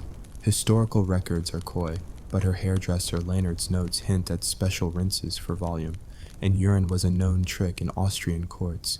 If you're gagging at the thought of pee in your hair, comment, what's the worst thing you've put in your locks? Expired conditioner or a DIY avocado mask? Share the horror. Now, brace for number 2. Because we're plunging into the rancid world of bone marrow lip balms, where animal bones weren't just for soup, they were for smooching. In the 18th century, chapped lips were a noble woman's nightmare, signaling weakness in a court where every smile was diplomacy. Marie's solution? A lip salve made from boiled bone marrow, cow, sheep, or whatever the palace kitchens had handy, mixed with beeswax, almond oil, and a dash of carmine for that perfect pink pout. Servants would crack open bones, scoop out the fatty marrow, and render it into a creamy paste, scented with violet or clove to mask the butcher shop stench. She'd dab this on her lips daily, maybe even before kissing Louis XVI's sweaty brow. Poor guy. The grossness? Picture the texture, greasy, grainy, with a faint meaty aftertaste if it got too close to your mouth. The pain? Marrow could go rancid fast, especially in summer, turning her lip balm into a bacterial breeding ground that caused sores or infections. Survival meant smiling through the stench, while hoping your lips didn't swell before a banquet. The absurdity hits when you realize this was high-end skincare, bones from the royal table repurposed for beauty while France starved. Sarcastically, it's Marie at her finest. Why settle for Burt's Bees when you can smear cow guts on your lips? Some sources suggest she imported marrow recipes from Vienna, where bone-based remedies were all the rage. The irony? Her perfect pout fueled pamphlets calling her a glutton, as if she ate the bones instead of wearing them. If you're rethinking your chapstick, comment, what's the weirdest lip product you've tried? Spicy gloss or homemade Vaseline disasters? Let's compare notes. And now, the moment you've been dreading or secretly craving, number 1, the ultimate gross beauty trick, the leech facial, where blood-sucking worms were Marie's Botox before Botox was a thing. In the 18th century, leeches were the rock stars of medicine, used for everything from headaches to hemorrhoids, and beauty was no exception. Marie, obsessed with a smooth, youthful complexion, would have her apothecary apply live leeches to her face. Yes, live, wriggling bloodsuckers, to draw out bad humors and reduce puffiness. Picture the scene, reclining on a velvet chaise, eyes closed while a servant placed these slimy vampires on her cheeks, forehead, or jawline, letting them latch on and suck until they plumped up like tiny balloons. The gross factor is pure nightmare fuel, the wet squirming sensation, the trickle of blood as they detached, leaving red welts that maids would dab with rose water to soothe. The pain? Sharp bites, followed by throbbing marks that could scar if infected, all in a palace where sanitation was a suggestion, not a rule. Survival meant enduring this gothic spa treatment while praying you didn't catch a fever or worse, lose face, literally in front of the court. The absurdity? Leeches were so trendy that noble women kept them in ornate jars, like designer pets, and apothecaries charged a fortune for medical-grade ones. Sarcastically, it's the pinnacle of Marie's madness. Why use a jade roller when you can let worms suck your face to glory? Historical records are sparse, but her physician's journals mention bloodletting for vitality, and leech facials were documented among French elites. The irony? While she paid for worms to perfect her skin, the masses outside were bleeding from poverty, ready to storm the Bastille. If you're shuddering or morbidly fascinated, comment, would you let leeches crawl on your face for a glow-up, or is your skincare less parasitic? Spill your thoughts. As we close this final chapter of our grotesque epic, let's take a bow for Marie Antoinette, the queen who turned beauty into a battlefield of blood, bones, and bodily fluids. Versailles was her stage, but the backstage was a cesspool of desperation, where every potion and paste was a gamble against disease, decay, and disgrace. The pain of survival wasn't just physical, the burns, the bites, the rancid smells. It was the weight of a crown that demanded perfection while France crumbled. The sarcasm drips like leech blood. She spent a fortune on worms and wee while her people starved, yet history paints her as the villain for it. The absurdity? This was her world's normal, where science was superstition and beauty was worth dying for. So, as we leave Marie to her mirrors and her misery, let's reflect. Her story's a mirror for our own beauty obsessions, from diet pills to cosmetic surgeries. Hit that subscribe, like if you're still recovering, and comment, which of these final horrors is the worst? Urine hair, bone lips, or leech facials? And if you've got a beauty disaster story, from bad perms to botched facials, share it below. Let's end this with a bang. Thanks for sticking through the filth, you legends. Stay curious, stay gross, and keep diving into history's weirdest corners.